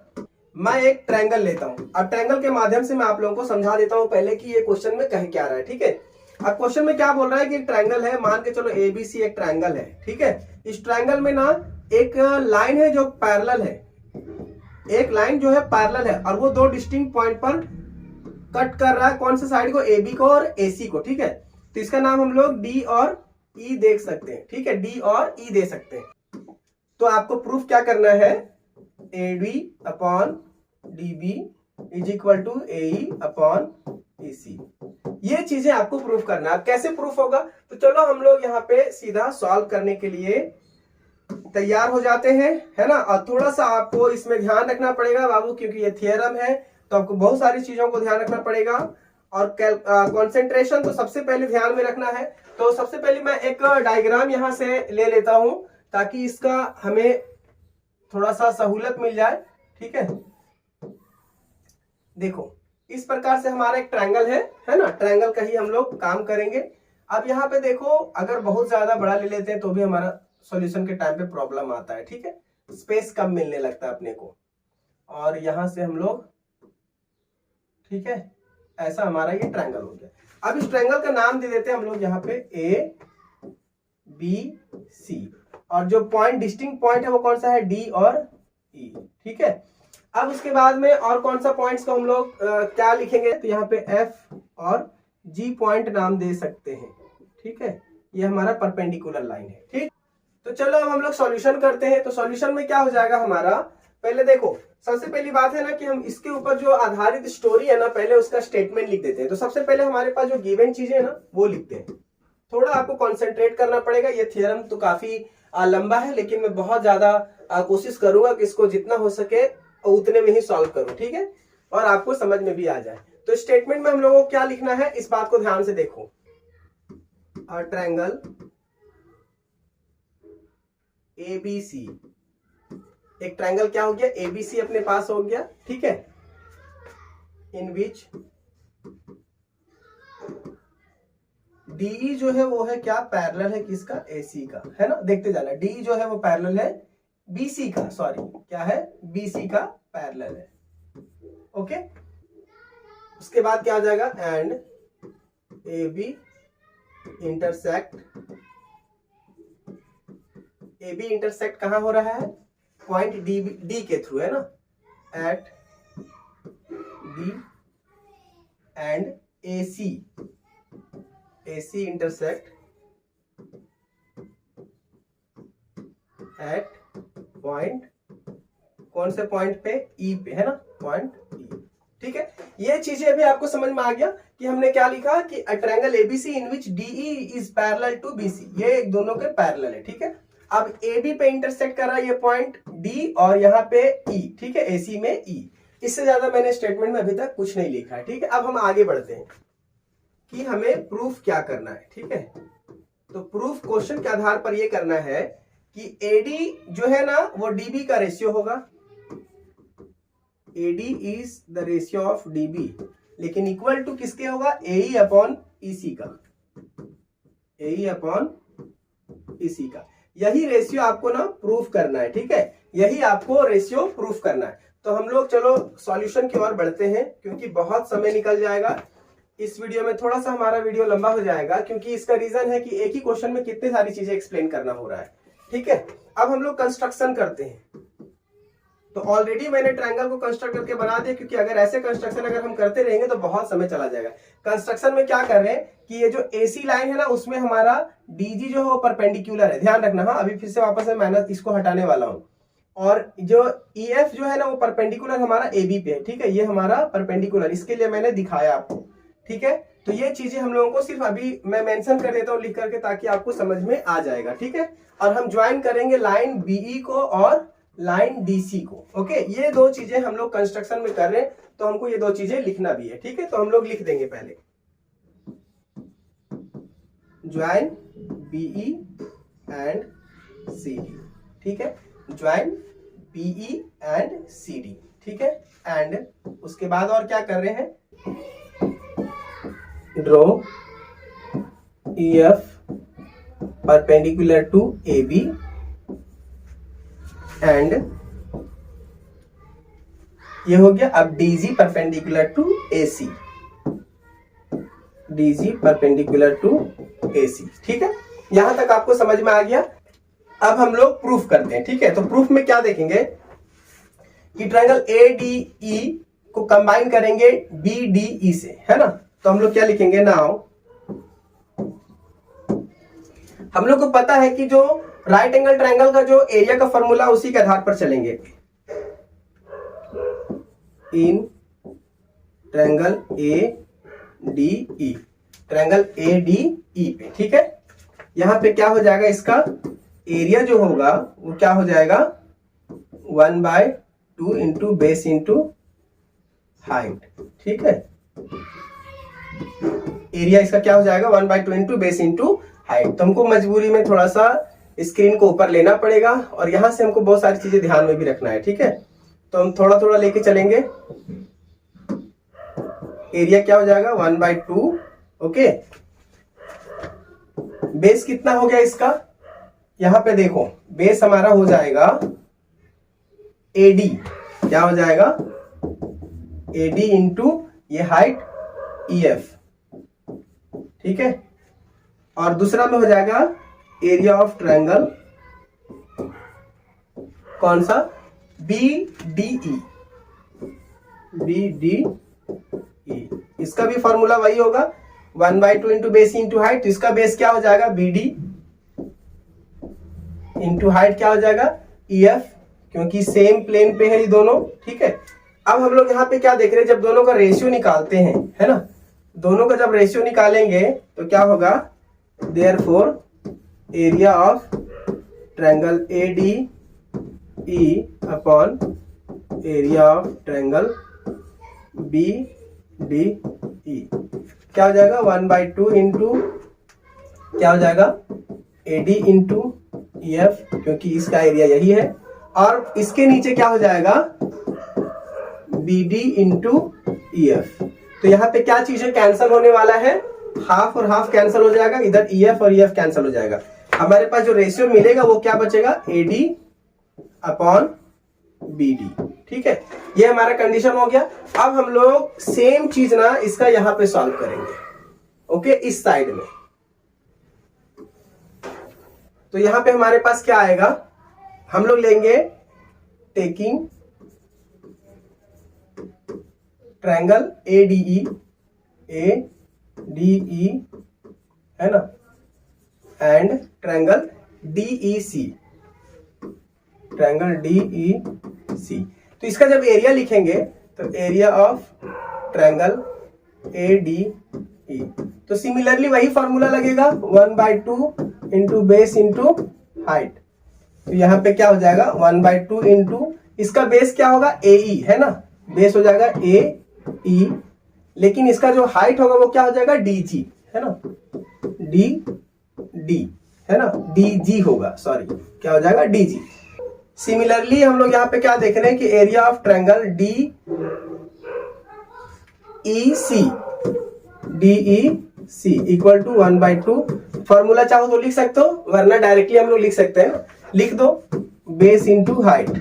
तो इसका बेस क्या हो जाएगा, इसका बेस हो जाएगा EC, E और C इंटू क्या हो जाएगा, इसका हाइट क्या था, DG ना, DG। ठीक है, जब हम इसका रेशियो करेंगे दोनों का, ठीक है, तो therefore area of triangle ADE upon area of triangle DEC, दोनों का रेशियो करेंगे क्या हो जाएगा, 1/2 AE इंटू DG। ठीक है, 1/2 इंटू AC इंटू DG। क्या क्या कैंसिल होगा, ये दो कैंसिल हो जाएगा इधर इधर। ठीक है, क्या बचेगा, AE अपॉन EC। ठीक है, और इसका रेशियो क्या हो जाएगा हमारे पास में, area of triangle ADE upon area of triangle DEC। ठीक है, ये हमारा क्या हो जाएगा, रेशियो हो जाएगा।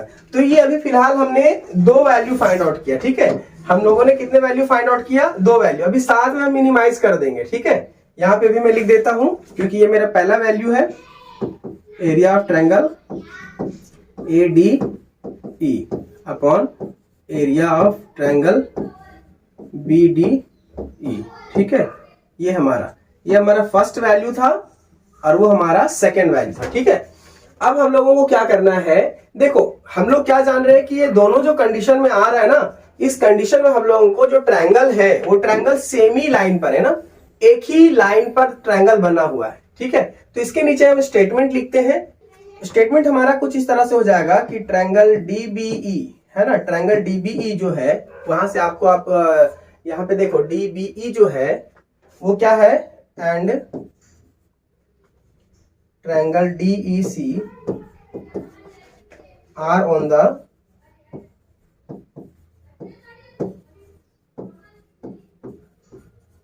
Same base. और दूसरा चीज क्या है, DE जो है, DE and BC are parallel to each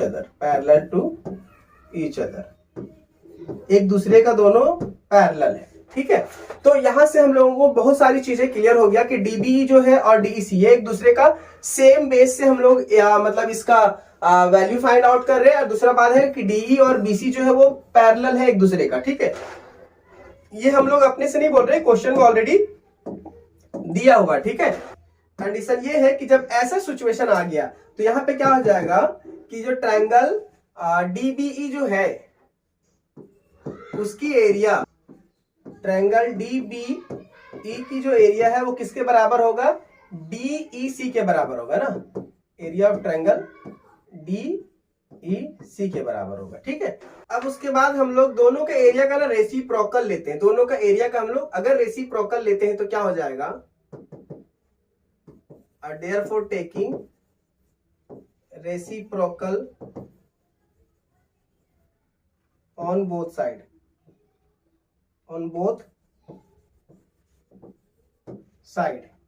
क्या हो जाएगा, 1 upon area of triangle DBE is equal to 1 upon area of triangle DEC। ठीक है, अब थोड़ा सा हम लोग को और स्पेस चाहिए तो हम लोग थोड़ा और ऊपर जाते हैं। ठीक है, अब उसके बाद बहुत जल्द हम लोग को सॉल्यूशन मिलने वाला है। ओके, फिर यहाँ पे एक स्टेप और लिखेंगे कि multiplying both side by area of triangle ADE। ठीक है, और जब हम लोग एरिया ऑफ ट्रायंगल ADE से मल्टीप्लाई करेंगे दोनों साइड में तो क्या हो जाएगा अपने पास, area of triangle ADE upon area of triangle DBE is equal to area of triangle ADE upon area of triangle DEC। ठीक है, तो देखो ये चीज ना हम दोनों के साथ मल्टीप्लाई किए, यहाँ पे भी ADE मल्टीप्लाई किए हैं और यहाँ पे भी ADE मल्टीप्लाई किए हैं। ठीक है, तो इस बात का आपको ध्यान रखना है कि हमने मल्टीप्लाई क्यों किया। तो मल्टीप्लीकेशन का रीजन ये है कि हमारे पास में जो वैल्यू आया है ना, जो वैल्यू ये वाला आया है, ये जो अंडरलाइन किए हैं रेड पेन से, और ये वाला वैल्यू जो आया हुआ है, इसी के बेसिस पे हम लोग चलेंगे।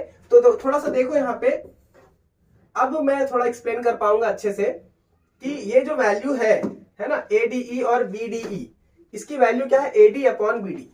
इसकी वैल्यू क्या हो जाएगा, AD अपॉन BD। ठीक है, और दूसरा जो वैल्यू है यहाँ पे ADE एंड DEC, उसकी वैल्यू AE बाय EC है। ठीक है, तो यहाँ पे क्या हो जाएगा, AE अपॉन EC। ठीक है, तो फाइनली हम लोगों ने इसको प्रूव कर लिया, तो हम लोग कह सकते हैं कि हेंस प्रूव्ड। इस आधार पर हमारा जो थ्योरम था वो प्रूफ हो गया। और अब हम इसको मिनिमाइज कर देते हैं क्योंकि ये काफी लेंदी हो गया था। ठीक है, और सॉल्यूशन भी तो चाहिए ना बॉस। अब जब सॉल्यूशन चाहिए तो हम लोगों को थोड़ा सा इसको समझ के लेना पड़ेगा, क्योंकि देखो क्वेश्चन इतना आसान तो था नहीं ये। ठीक है, अगर मैं चाहता तो फटाफट इसका सॉल्यूशन ऑलरेडी पहले दे देता और मैं एक्सप्लेन करके निकल जाता, लेकिन आपको नहीं समझ में आता ना, तो हम सेटिस्फाई नहीं होते, और जब हम सेटिस्फाई नहीं होंगे तो फिर आप कैसे सेटिस्फाई हो जाओगे। ठीक है, तो आप इसका स्क्रीनशॉट लो, और स्क्रीनशॉट लेने के बाद में आप इसको घर में एक दो बार प्रैक्टिस करो। ये जल्दी सॉल्यूशन होता नहीं है। अगर थोड़ी भी माइनर मिस्टेक हो गया, स्टेटमेंट में हो, चाहे जिस कंडीशन में भी आपका मिस्टेक हुआ, आपको फिर प्रॉब्लम ही करने वाला है। तो चलिए हम आप लोगों को फिर अब नेक्स्ट क्वेश्चन की ओर बढ़ाते हैं। और नेक्स्ट क्वेश्चन हमारा जो है वो इस तरह से है कि ये जो क्वेश्चन है आप देख सकते हो यहाँ पे, इस क्वेश्चन में आप लोगों को बहुत ज्यादा मतलब लेंदी नहीं लेके जाएंगे, बहुत शॉर्टकट चलेंगे, क्योंकि इससे पहले जो सॉल्यूशन था वो काफी लेंदी हो गया। ठीक है ना, और मतलब बहुत लंबा भी क्वेश्चन था। अब यहाँ पे देखो कि solve any two of the following सब क्वेश्चंस। यहाँ पे आपको दो क्वेश्चन सॉल्व करने हैं, क्वेश्चन 3 होगा, और इसमें से ये 4 मार्क्स का क्वेश्चन है। तो फटाफट हम सॉल्व करते हैं क्वेश्चन नंबर 1 को। ठीक है, ओके। अब ये क्वेश्चन नंबर 1 जो है वो इस तरह से है कि 1 upon sine square theta. Speed बढ़ाता हूं मैं थोड़ा, है ना, क्योंकि वीडियो बहुत ज्यादा लंबा हो रहा है। और उसके बाद minus 1 upon tan square theta, minus 1 upon cot square theta, minus 1 upon sec square theta, minus 1 upon cosec square theta. अब देखो 1 अपॉन साइन का क्या होता है, कॉसेक होता है। सीधा सॉल्व करते हैं। Okay, cosec square theta minus cos का होता है sec square theta, minus tan का हो जाएगा cot square theta, minus cot का हो जाएगा tan स्क्वायर थीटा, और यहाँ पे हो जाएगा सेक का कॉस हो जाएगा, और यहाँ पे साइन हो जाएगा। ठीक है, अब हम लोग क्या देख रहे हैं, जो कोसेक है ना, वो कोसेक का जो वैल्यू होता है ना, वो 1 प्लस कोट होता है, 1 प्लस कोट स्क्वायर थीटा होगा। ठीक है, माइनस से माइनस डाल दिए। सेक का क्या होता है, 1 प्लस 10, 1 प्लस 10 का स्क्वायर थीटा। ठीक है, माइनस कोट है तो कोट को एज इट इज रहने देंगे, प्लस सॉरी माइनस tan है तो tan एज इट इज रहने देंगे, माइनस यहां पे इन दोनों के बीच में ना कॉमन ले लेते हैं, -1। ठीक है, तो ये क्या हो जाएगा, कोस स्क्वायर हो जाएगा और प्लस साइन स्क्वायर हो जाएगा। ठीक है, बहुत ज्यादा जल्दी शॉर्टकट में हम इसको सॉल्व करने का तरीका बताते हैं। ऐसा दोनों के बीच में जब माइनस लिए तो ये -1 बाहर आ गया, तो दोनों माइनस माइनस प्लस में आ गया। ठीक है, अब यहाँ पे देखो, इसको थोड़ा सा हम लोगों को क्या करना है, ओपन कर देना है। तो 1 प्लस कोट स्क्वायर -1 होगा, माइनस tan हो जाएगा यहाँ पे स्क्वायर, और यहाँ पे माइनस कोट हो जाएगा, यहाँ पे माइनस tan हो जाएगा। ठीक है, अब यहाँ पे देखो -1 है। अब sine square plus cos square क्या होता है, 1 होता है ना, तो यहाँ पे ब्रैकेट में क्या हो जाएगा, 1 हो जाएगा। ठीक है, अब यहाँ पे देखो ये कोट स्क्वायर प्लस में है और ये माइनस में है, तो कैंसिल हो गया। अब यहाँ पे देखो एक प्लस में और एक माइनस में, तो ये कैंसिल हो गया। अब आपके पास क्या बचा है, -2 tan स्क्वायर थीटा, क्योंकि एक ये हो गया और एक ये हो गया, और -1। यहाँ पे क्या है क्वेश्चन में, -3 सामने में लिखना पड़ेगा हम लोगों को बार बार, -3 -3, ठीक है। अब यहाँ पे देखो, अगर हम इसको इस साइड ले जाते हैं तो -2 tan square theta is equal to, इधर आएगा तो -3 + 1। यहाँ पे देखो -2 है tan स्क्वायर थीटा, तो यहाँ पे क्या हो जाएगा -2, ये माइनस और ये माइनस कट जाएगा, ठीक है। अब यहाँ पे 2 और 2 कट जाएगा, तो क्या बचेगा अपने पास, tan square theta is equal to 1, ठीक है। थोड़ा सा ऊपर और ले जाते हैं हम लोग, तो यहाँ पे हम लोग एक कंडीशन डाल सकते हैं कि taking square root both side, ठीक है। तो यहाँ पे tan स्क्वायर थीटा था तो ये सिर्फ थीटा हो जाएगा और ये √1 हो जाएगा, ठीक है। अब देखो यहाँ पे हम लोग को क्या करना है कि इसकी वैल्यू जो है वो कब आता है, तो tan थीटा की जो वैल्यू है ना, ये किस कंडीशन में आता है, तो tan 45 की वैल्यू है ये, कितना, tan 45 डिग्री। तो यहां से tan और tan कैंसिल हो जाएगा, तो क्या हो जाएगा, theta is equal to 45 degree. हम लोगों को क्या फाइंड आउट करना था, कि then find the value of theta, ठीक है। तो थीटा की वैल्यू हमारे पास कितना आया, 45 डिग्री। तो हम इसको थोड़ा ऊपर ले जाते हैं, इसका सॉल्यूशन आप देख लेना, ठीक है। मैं इसको फिर से वापस मिनिमाइज कर दे रहा हूं, देखो बहुत ज्यादा इसका सॉल्यूशन लंबा नहीं है। आप चाहो तो एक चीज यहाँ पे कंडीशन में लिख सकते हो, और कंडीशन क्या होगा मालूम है, मैं बता देता हूं आपको। देखो ये कंडीशन जो है ना, यहाँ पे जो मैंने वैल्यू पुट किया कॉसेक और सेक, ठीक है। यहाँ कॉसेक और सेक में आप चाहो तो यहाँ कंडीशन में लिख सकते हो ऐसा, नोट उसके नीचे या फिर बगल में, कि जो 1 + tan स्क्वायर जो होता है ना, वो होता है सेक स्क्वायर थीटा, ठीक है। और 1 + कोट स्क्वायर जो होता है ना, वो होता है कोसेक स्क्वायर थीटा। तो ये कंडीशन आप लिख सकते हो, और एक लास्ट और लिख सकते हो कि sine square theta + cos square theta is equal to 1। अगर नहीं भी लिखते तो कोई इतना ज्यादा प्रॉब्लम नहीं होगा, ठीक है। फिलहाल आप ये वाला पार्ट को लिख लो, ताकि ये आपका मार्क्स पूरा आ जाए, और फाइनली आपको पता चल गया कि थीटा की जो वैल्यू है वो है 45 डिग्री, ठीक है। ये जो क्वेश्चन नंबर 2 है, ये भी 4 मार्क्स का क्वेश्चन है, ठीक है। फटाफट इसको सॉल्व करते हैं।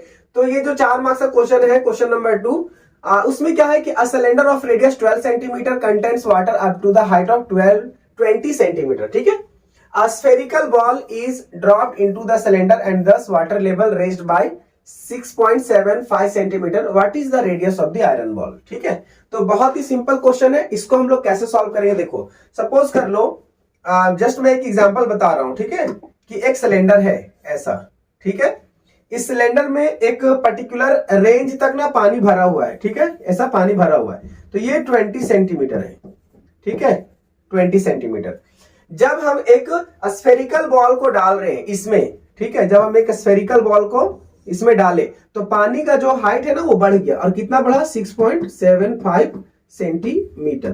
तो इससे क्या पता चला कि जो स्फेरिकल बॉल की वॉल्यूम है वही है वाटर लेवल की वॉल्यूम है, जो कि हाइट बढ़ाने में उसको मदद मिला है, ठीक है। तो सिंपली हम यहां से क्या फाइंड करना है हम लोगों को कि what is the radius of the iron ball. तो ये आयरन बॉल की रेडियस क्या है, तो देखो यहाँ पे सबसे पहले गिवन चीजें क्या है, ओके। सबसे पहले यहां पे रेडियस ऑफ सिलेंडर है, ठीक है। रेडियस ऑफ सिलेंडर क्या है, 12 सेंटीमीटर, ओके। अब देखो जो हाइट रेज्ड बाय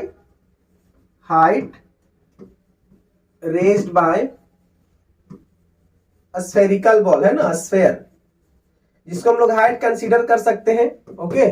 ये क्या हो जाएगा, 6.75 सेंटीमीटर, ओके। अब यहां पे देखो एक चीज तो आप कंसीडर करो, मैंने क्या बोला कि जितना हाइट इसका गया पानी का ऊपर बढ़ा तो वो वॉल्यूम ऑफ वाटर हो गया, है ना, इस अमाउंट से इस अमाउंट तक, वो किसके बराबर होगा, इस स्फेरिकल बॉल के बराबर। तो देयरफॉर हम लोग यहां पे कह सकते हैं कि इसकी रेडियस कैसे निकलेगा, तो let the radius of the sphere be R मान लेते हैं ना। अभी देखो ऑलरेडी यहां पे रेडियस यहां पे है, तो इसको हम लोग R1 कह सकते हो और इसको R2 कह सकते हो, ठीक है। तो इसको हम लोग R1 कंसीडर कर सकते हैं, ठीक है। अब देखो क्या बोले, दोनों की वॉल्यूम बराबर होगा, तो देयरफॉर वॉल्यूम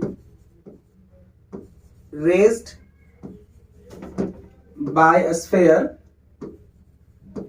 ठीक है, कितना रेज्ड बाय स्फीयर हुआ है इन सिलेंडर। स्फीयर में वॉल्यूम कितना रेंज हुआ है, वॉल्यूम ऑफ स्फीयर इसी के बराबर है ना, जितना स्फीयर का वॉल्यूम होगा उतना ही वॉल्यूम रेज किया है, लेकिन वो सिलेंड्रिकल शेप में रेज किया है, ठीक है, इस बात को आपको ध्यान रखना है। तो सीधा सीधा हम लोग क्या करेंगे, फॉर्मूला यूज करेंगे। तो वॉल्यूम ऑफ सिलेंडर क्या होता है, पाई आर स्क्वायर एच, ठीक है, और वॉल्यूम ऑफ स्फीयर क्या होता है 4/3 पाई आर क्यूब, ठीक है। अब यहां पे देखो कुछ चीजें कॉमन है, लाइक पाई और पाई कैंसिल हो जाएगा, तो हमारे पास क्या बचा, रेडियस। अब रेडियस जो है वो सिलेंडर का कितना है 12, तो 12 हो जाएगा जिसका स्क्वायर, और इनटू हाइट कितना है 6.75 इक्वल टू 4/3। अब यहाँ पे रेडियस यही तो हमको निकालना है ना, यही वाला R2 निकालना है, यहाँ पे R1 हो जाएगा और यहाँ पे R2 हो जाएगा, ठीक है। अब देखो इसको हम लोग सॉल्व करेंगे तो क्या हो जाएगा 144 इंटू 6.75, ओके, और यहां पे क्या हो जा रहा है 4/3 और रेडियस का क्यूब, ठीक है। अब यहां पे देखो कैसा हम लोग कैंसिल करेंगे। सबसे पहली बात तो ध्यान दो कि हम दोनों को मल्टीप्लाई करेंगे, है ना, कितना आ जाएगा रिजल्ट 972 इक्वल टू 4/3 और यहां पे हो जाएगा अभी भी R क्यूब रेडियस 2, ठीक है। अब इसको जब हम इससे मल्टीप्लाई करेंगे तो क्या हो जाएगा 2916 इक्वल टू 4 और फिर हम आगे बढ़ेंगे ये सर, ठीक है। अब इसको देखो 4 से डिवाइड करेंगे तो लास्ट का 2 डिजिट अगर नंबर डिविजिबल है ना तो इससे डिविजिबल कंप्लीटली हो जाएगा, तो 4 1 जा 4 और इसको सीधा क्या करेंगे 4 से डिवाइड कर देंगे, तो यहां पे हमारा हो जाएगा 729। अगर देखो हम अगर लाइन बाय लाइन अगर कैलकुलेशन करते जाएंगे ना तो ये हमारे लिए बहुत लेंदी हो जाएगा, ठीक है, तो इसलिए हम चाहते हैं कि ये भी आपको फटाफट आंसर मिल जाए। 729 यहाँ पे R क्यूब 2 का, ठीक है, तो यहाँ पे एक चीज लिखेंगे taking cube root both side we get, देखो 729 का जो क्यूब रूट होता है ना, जब हम क्यूब रूट के अंदर इसको डालते हैं लाइक ऐसा 3729 R ये हो जाएगा, ठीक है, 2 हो जाएगा, ठीक है। थोड़ा सा और आगे बढ़ाते हैं हम लोग, तो इसकी जो वैल्यू आएगा ना वो क्या आ जाएगा, इसकी जो वैल्यू आएगा वो क्या आ जाएगा 9 आ जाएगा, ठीक है, और ये हमारा R2 निकल गया। तो देयरफॉर हम लोग लिखेंगे कि radius of sphere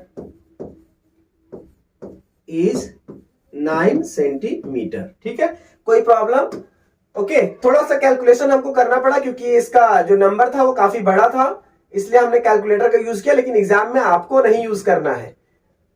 rough copy में आप उसको सॉल्व कर सकते हैं या तो फिर डायरेक्टली यहीं से भी कट करके निकाल सकते हैं। आप इसका स्क्रीनशॉट ले लो और फिर हम लोग नेक्स्ट क्वेश्चन की ओर बढ़ते हैं, ज्यादा समय को वेस्ट नहीं करेंगे, ओके। तो क्वेश्चन में क्या लिखा है कि draw a circle with centre O having radius 3 centimetre, draw tangent segment PA and PB through the point P outside of the circle such that angle APB 70 degree, ठीक है। पहले तो हम यहां एक सर्कल लेते हैं, ओके, हम यहां एक सर्कल लेते हैं और सर्कल से हम लोग सारा काम करेंगे। तो देखो यहां पे एक सर्कल हमने ऐसा लिया, ठीक है, एक सर्कल हो गया। अब इस सर्कल में क्या बोल रहा है कि इसकी जो सेंटर है ना वो O है, क्या नाम है O, और सेंटर में फिर उसके बाद एक एक्सटर्नल पॉइंट है ना through the point outside P, ये मान के चलो ये P पॉइंट है, ठीक है, जिसको हम लोग ऐसा इंडिकेट कर दिए। अब उसमें क्या बोल रहा है कि रेडियस जो है वो 3 सेंटीमीटर का है, तो रेडियस हम इसको कंसीडर कर लेते हैं यहां से कि इसका रेडियस जो है वो 3 सेंटीमीटर है, ठीक है, यहां से यहां टचिंग पॉइंट रहेगा। अब क्या करना है हम लोगों को कि टेंजेंट बनाना है। टेंजेंट क्या बनाना है, सेगमेंट PA एंड PB, मतलब ये जो P पॉइंट है ना यहीं से टेंजेंट हमको इस A पे और B पे बनाना, मतलब AP और BP, ठीक है। तो चलो हम स्टार्ट करते हैं, लेकिन इससे पहले आप ध्यान रखो कि हमारे पास जो चीजें गिवन है उसके अकॉर्डिंग ही चलेंगे, ओके। तो एंगल हम लोग को यहाँ पे दिया हुआ है angle APB is equal to 70 degree, okay. Radius जो है वो क्या है 3 सेंटीमीटर, राइट। अब हम लोग देखो यहाँ पे क्या देख रहे हैं, एक रफ स्केच हम बनाते हैं। पहले एक सर्कल है, सेंटर O है, ठीक है, बाहर में पॉइंट P है, एक टेंजेंट ऐसे बना यहां से यहां, और ये रेडियस के थ्रू हम यहां से इसको 90 डिग्री दिखा रहे हैं। अब क्या मालूम पड़ता है कि radius is always perpendicular to tangent, तो ये हो जाएगा हमारा 90 डिग्री, ठीक है, ये भी 90 डिग्री, और यहां पे दिया हुआ है 70, कितना है 70 डिग्री, ओके। तो ये एंगल के बेस पे ना हम लोगों को टेंजेंट बनाना है। तो सबसे इंपॉर्टेंट बात है कि यहाँ पे हम एंगल को कैसे मेजर करेंगे, ठीक है। तो हम कहां से कंसीडर इसको करेंगे मालूम है, कहां से कंसीडर करेंगे, हम यहां से कंसीडर करेंगे, क्योंकि देखो 90 प्लस 90 180, और ये मिलके 180 हुआ, क्योंकि ये क्वाड्रिलेटरल की प्रॉपर्टीज है कि वो टोटल मिला के कितना होता है 360 डिग्री, ओके। तो हम फिलहाल के लिए इसको स्किप कर देते हैं अभी, ओके, और फिर हम कैलकुलेशन की ओर बढ़ते हैं। तो कैलकुलेशन में आप लोगों को इस बात का ध्यान रखना है कि गिवन चीजों के साथ साथ में हमको उसका जो मैंने अभी डायग्राम बनाया था, इस डायग्राम के अकॉर्डिंग भी आपको चलना है, ठीक है। तो फिलहाल अभी हम इसका कैलकुलेशन कर लेते हैं, उसके बाद फिर हम लोग डायग्राम बना लेंगे, ठीक है। तो हम लोग यहाँ पे क्या करेंगे, now measurement of angle A is equal to 90 degree और angle B is equal to also 90 degree, ठीक है। एंड एंगल ये जो है A और B है ना, तो APB जो एंगल है वो 70 डिग्री दिया हुआ है, यहां से देख लो आप, ठीक है। Angle APB is equal to 70 degree, ठीक है। तो हम लोग यहाँ पे क्या करेंगे कि angle sum property of the quadrilateral के बेस पे हम लोग सारे एंगल्स को फाइंड आउट कर लेंगे। तो पहले हम लोग यहां लिख लेते हैं कि let angle AOBB x, then क्या होगा हमारा measurement of angle A plus measurement of angle B plus measurement of angle A और PB plus angle X, X किसको लिए AOB को, ठीक है। तो यहां पे क्या हो जाएगा 360 डिग्री, ओके। अब यहां पे देखो ये ऐसा क्यों लिखे, तो हमको एक सिचुएशन लिखना पड़ेगा आगे, इसको अभी फिलहाल के लिए अब हम रब कर देते हैं, ठीक है, क्योंकि इसका काम हमारा हो गया। अब डायरेक्टली जब हम डायग्राम बनाएंगे तो वहां से फिर से हम आपको रिपीट एक्सप्लेन कर देंगे। यहां पे क्या लिखेंगे, angle sum property of quadrilateral, अगर स्पेस कम बढ़ेगा तो आप नीचे भी लिख सकते हो, ठीक है, angle sum property of the quadrilateral, ठीक है। अब यहाँ पे देखो क्या क्या चीजें हमारे पास में है, एंगल AOB तो x हो गया हमारा। अब देखो यहाँ पे क्या हो जाएगा 90 प्लस 90 और plus 70 plus angle x is equal to 360। अब इन तीनों को जब सम करेंगे तो कितना होगा, इसका 90 प्लस 90 180 प्लस यहाँ पे 250 हो जाएगा, ठीक है, plus angle x is equal to 360। अब यहाँ पे देखो angle x is equal to 360 minus 250, okay. तो एंगल x की जो वैल्यू आएगा वो कितना आ जाएगा 110, ठीक है। तो यहाँ पे क्या हम लोग को एंगल मिला 110, मतलब सेंटर में जो एंगल मिला वो कितना मिला 110, ठीक है। अब हम लोग यहां से कंस्ट्रक्शन करेंगे, ठीक है। अब कंस्ट्रक्शन में कैसा करेंगे, ये तो मैं सिर्फ इंडिकेट करने के लिए बताया था कि रेडियस 3 सेंटीमीटर और सेंटर O रहेगा, ठीक है। अब यहाँ पे देखो हम लोग सबसे पहली बात ना कि आप सेंटर को एक टारगेट कर लो यहां से कि हमारा ये रेडियस जो होगा वो 3 सेंटीमीटर का होगा, ठीक है, और यहां से भी रेडियस 3 सेंटीमीटर का आना चाहिए, ठीक है। और प्रोटेक्टर से आपको क्या मेजर करना है इन दोनों के बीच में, ये 110 डिग्री होना चाहिए, बस इतना आपको ख्याल रखना है। अब यहां से देखो ऑलरेडी हमारा क्या है 90 डिग्री है ना, तो और यहां पे भी हमारा 90 डिग्री है, क्यों है, क्योंकि यहीं से टेंजेंट पास होने वाला है। तो यहां से आप क्या करो, एक टेंजेंट ड्रॉ करो बाहर साइड में, और इसका मेजरमेंट यहाँ पे 70 आना चाहिए, ठीक है। तो यहां से जब आप मेजर करोगे, टेंजेंट जब बनाओगे यहां से, तो आप टेंजेंट का जो मेथड है कंस्ट्रक्शन का आप उसी के अकॉर्डिंग चलो। बस कैलकुलेशन हम ये बता रहे थे कि 110 यहां से आपको फाइंड आउट करना है, रेस्ट अदर टेंजेंट यहां से आपको P पॉइंट से बाहर से निकालना है, ठीक है। और इसका नाम रखो A, इसका B और ये हो गया O, ओके। तो इस तरीके से आपको कंस्ट्रक्शन करना है, कंस्ट्रक्शन का जो पूरा स्टेप है ना उसको फॉलो अप करना है और यहाँ पे कंस्ट्रक्शन का पूरा स्टेप भी लिखना है। बाकी का आप लोगों को कैलकुलेशन में इतना ही करना है, ठीक है। तो ये चीजें ज्यादा इंपॉर्टेंट था, ठीक। अब हम लोग आगे बढ़ते हैं और क्वेश्चन नंबर 1 में क्या लिखा है, बहुत ही सिंपल क्वेश्चन है, 3 मार्क्स का क्वेश्चन है। एनी वन सॉल्व करना होता है, आप एक ही सॉल्व करना, लेकिन हम 2 सॉल्व करेंगे क्योंकि आपको सब सॉल्यूशन देने वाले हैं। ओके, तो यहाँ पे क्या लिखा है देखो, ABCD is a trapezium where AB is parallel to CD and diagonals of trapezium intersect at point P। Okay, तो यहाँ पे देखो सबसे पहले तो हम एक ट्रेपीजियम ड्रॉ कर लेते हैं। ओके, ये हमारा ट्रेपीजियम है। ओके, अब इस ट्रेपीजियम में क्या बोल रहा है कि AB is parallel to CD, AB is parallel to CD, ठीक है। अब उसी में क्या है, डायगोनल ड्रॉ किया है जो कि डायगोनल इंटरसेक्ट कर रहा है पॉइंट P के पास में, ठीक है। तो ये ऐसा हो गया। अब इसी के अकॉर्डिंग ना हमें क्वेश्चन सॉल्व करना है। ए में क्या बोला, draw the figure using the given information, तो हमने तो सॉल्व कर दिया। ओके, तो यही हमारा डायग्राम हो गया, ठीक है। तो सेम हम इसको कॉपी करके ले आते हैं इधर। ओके, और ये हमारा आंसर हो जाएगा। ये हमारा क्या हो गया, इसका सॉल्यूशन, ठीक है। अब हम लोग क्वेश्चन नंबर बी को सॉल्व करते हैं, उसी का बी। तो right any one pair of alternate angles and opposite angles. तो इसका नॉलेज आपको याद रखना है कि अल्टरनेट एंगल किसको कहते हैं। तो अल्टरनेट एंगल में आपको याद रखना कि जेड बनने वाले एंगल्स को हम लोग यहाँ, ये एंगल और ये एंगल बराबर होता है, इसको हम लोग अल्टरनेट एंगल कहते हैं, ठीक है। उसके बाद क्या है, अपोजिट एंगल, ठीक है। तो पहले हम लोग अल्टरनेट एंगल के बारे में लिख लेते हैं कि कौन सा पेयर है, ठीक है। तो एंगल देखो जेड यहां से बन रहा है, ये और फिर ये, ठीक है। तो ये एंगल और ये एंगल क्या है, अल्टरनेट एंगल है, ठीक है। तो angle BAP is equal to angle PCD, angle PCD। क्यों, क्योंकि ये अल्टरनेट एंगल है, अल्टरनेट एंगल है। अच्छा, ये एंगल कैसे अल्टरनेट है, क्योंकि AB जो है वो पैरेलल है CD का एंड BD जो है वो ट्रांसवर्सल है, ठीक है, ट्रांसवर्सल है। तो ये कंडीशन हमारा फुलफिल कर रहा है, इसीलिए ये हमारा अल्टरनेट एंगल है, ठीक है। अब हमारे पास जो आता है अपोजिट एंगल का, तो अपोजिट एंगल में क्या हो जाएगा, एंगल APB है ना, देखो ये एंगल APB और एंगल CPD। तो यहां पे हो जाएगा हमारा angle APB is equal to angle CPD, ठीक है। ये अपोजिट एंगल हो जाएगा। ओके,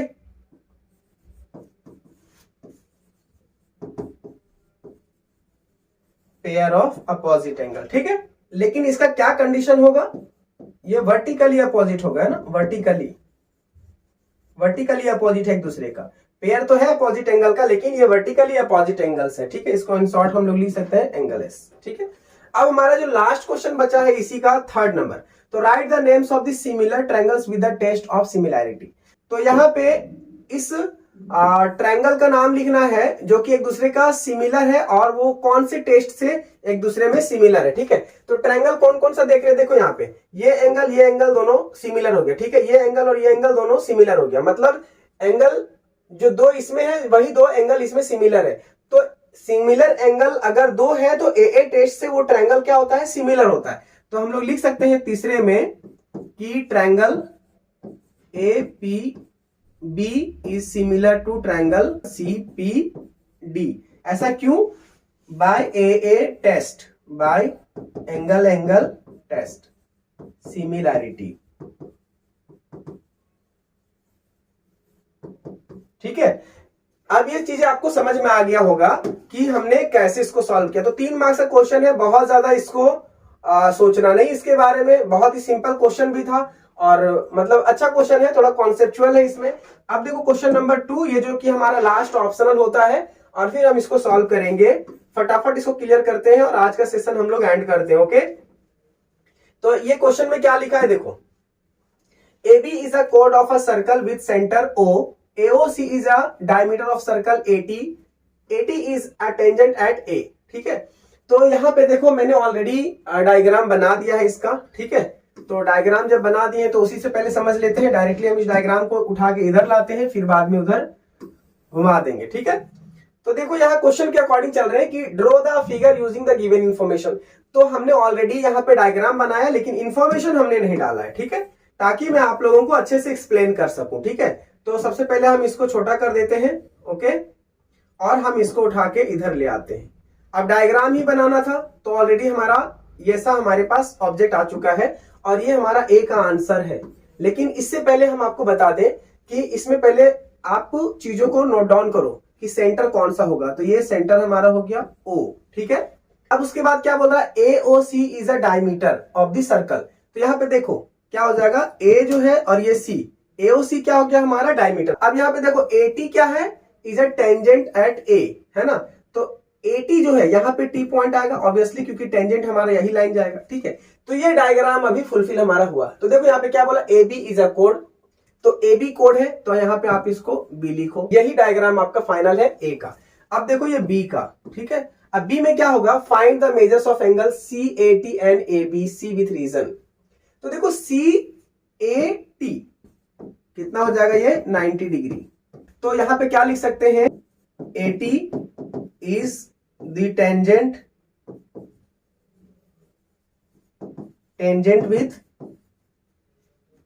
रेडियस एओ, ठीक है। रेडियस एओ के साथ में एटी जो है वो टेंजेंट है तो ऑब्वियसली ये क्या होगा, 90 डिग्री होगा, ठीक है। अब क्या बोल रहा है कि एंगल एबीसी क्या होगा, उसका भी रीजन डालो। तो एंगल एबीसी होगा वो भी 90 डिग्री होगा।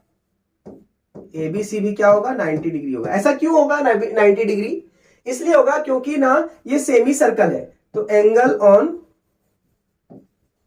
सेमी सर्कल, और सेमी सर्कल में अगर कोई भी एंगल बनता है विद सर्कल तो वो होता है 90 degree, angle on semi circle, okay. ये हमारा आंसर हो गया।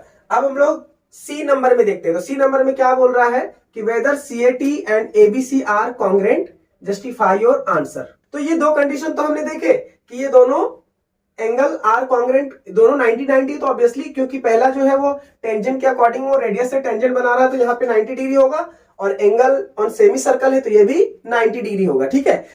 तो अगर आप चाहो तो इसको एक अच्छा स्टेटमेंट भी दे सकते हो, ठीक है। तो हम दे देते हैं फिलहाल, क्योंकि हम लोगों को एक फाइनल क्लोजिंग करना है और एक बेहतर तरीके से क्लोजिंग करना है, ठीक है।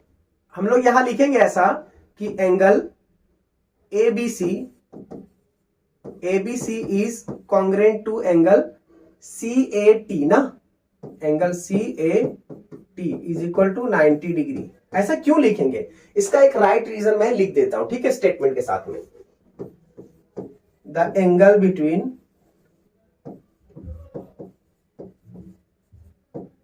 tangent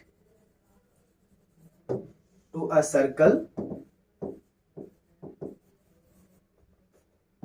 and a chord drawn from the contact is congruent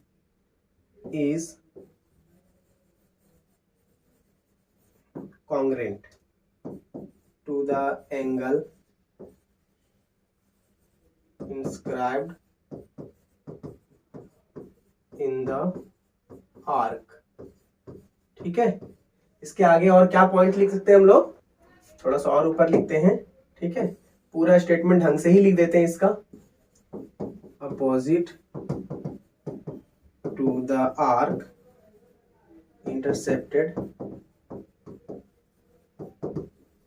intercepted by that angle, ठीक है। ये हमारा प्रॉपर स्टेटमेंट हो गया। और फिर मैं इसको मिनिमाइज कर दे रहा हूं, आप इसका भी स्क्रीनशॉट ले लो। देखो ये कैलकुलेशन तो बहुत जबरदस्त था, लेकिन क्या है ना कि आप थोड़ा सा स्टेटमेंट अपने ऑन भी लिख सकते हो। जरूरी नहीं कि मैंने जो बताया वही कॉपी करना है, ठीक है। आप इसको चाहो तो थोड़ा ऊपर नीचे भी स्टेटमेंट लिख सकते हो, कोई ज्यादा बहुत बड़ा मैटर नहीं करने वाला है, ठीक है। तो मुझे उम्मीद है कि ये सेशन आप लोगों को अच्छा लगा होगा, क्योंकि ये वीडियो बहुत लंबा हो गया था। आपके पेशेंस के लिए बहुत बहुत धन्यवाद कि आपने इस वीडियो को कंप्लीटली देखा, और आप इसका भी स्क्रीनशॉट लेके रखेंगे, क्योंकि ये जो सारी चीजें है ना बहुत इंपॉर्टेंट मटेरियल है आप स्टूडेंट के लिए, जो 10th क्लास में स्पेशली जो बोर्ड कि एग्जामिनेशन में अपीयर होने वाले हैं इस साल, उनके लिए तो बहुत इंपॉर्टेंट है। क्योंकि अगर आपने टोटल हमने 5 या 6 वीडियोस ऑलरेडी मैंने अपने चैनल पे डाल रखा है, अगर आपने ये 6 वीडियोस को अच्छे से देख लिया तो मैं पूरी तरीके से उम्मीद जताऊंगा कि आप लोग जो मैथ्स में मार्क्स लाने वाले हो बहुत जबरदस्त मार्क्स लाने वाले हो, क्योंकि ऑलरेडी ये लास्ट ईयर के ही क्वेश्चन पेपर है। ओके, तो मुझे उम्मीद है कि आप लोग जब वीडियो देखे होंगे तो बहुत कुछ ऐसी चीजें आप लोगों को समझने को मिला होगा कि जो आप क्लास में भी अटेंड कर रहे हो तो उस टाइम पे मिस हो जाता है ना चीजें।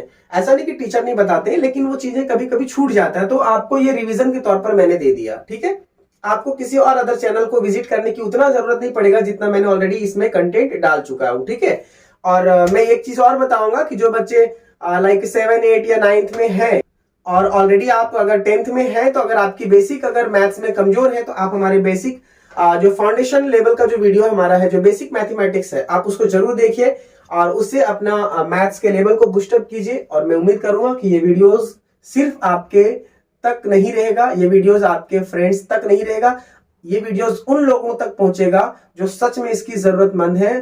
फ्रेंड्स के साथ साथ में अपने जरूरतमंद लोगों के लिए भी शेयर कर दें।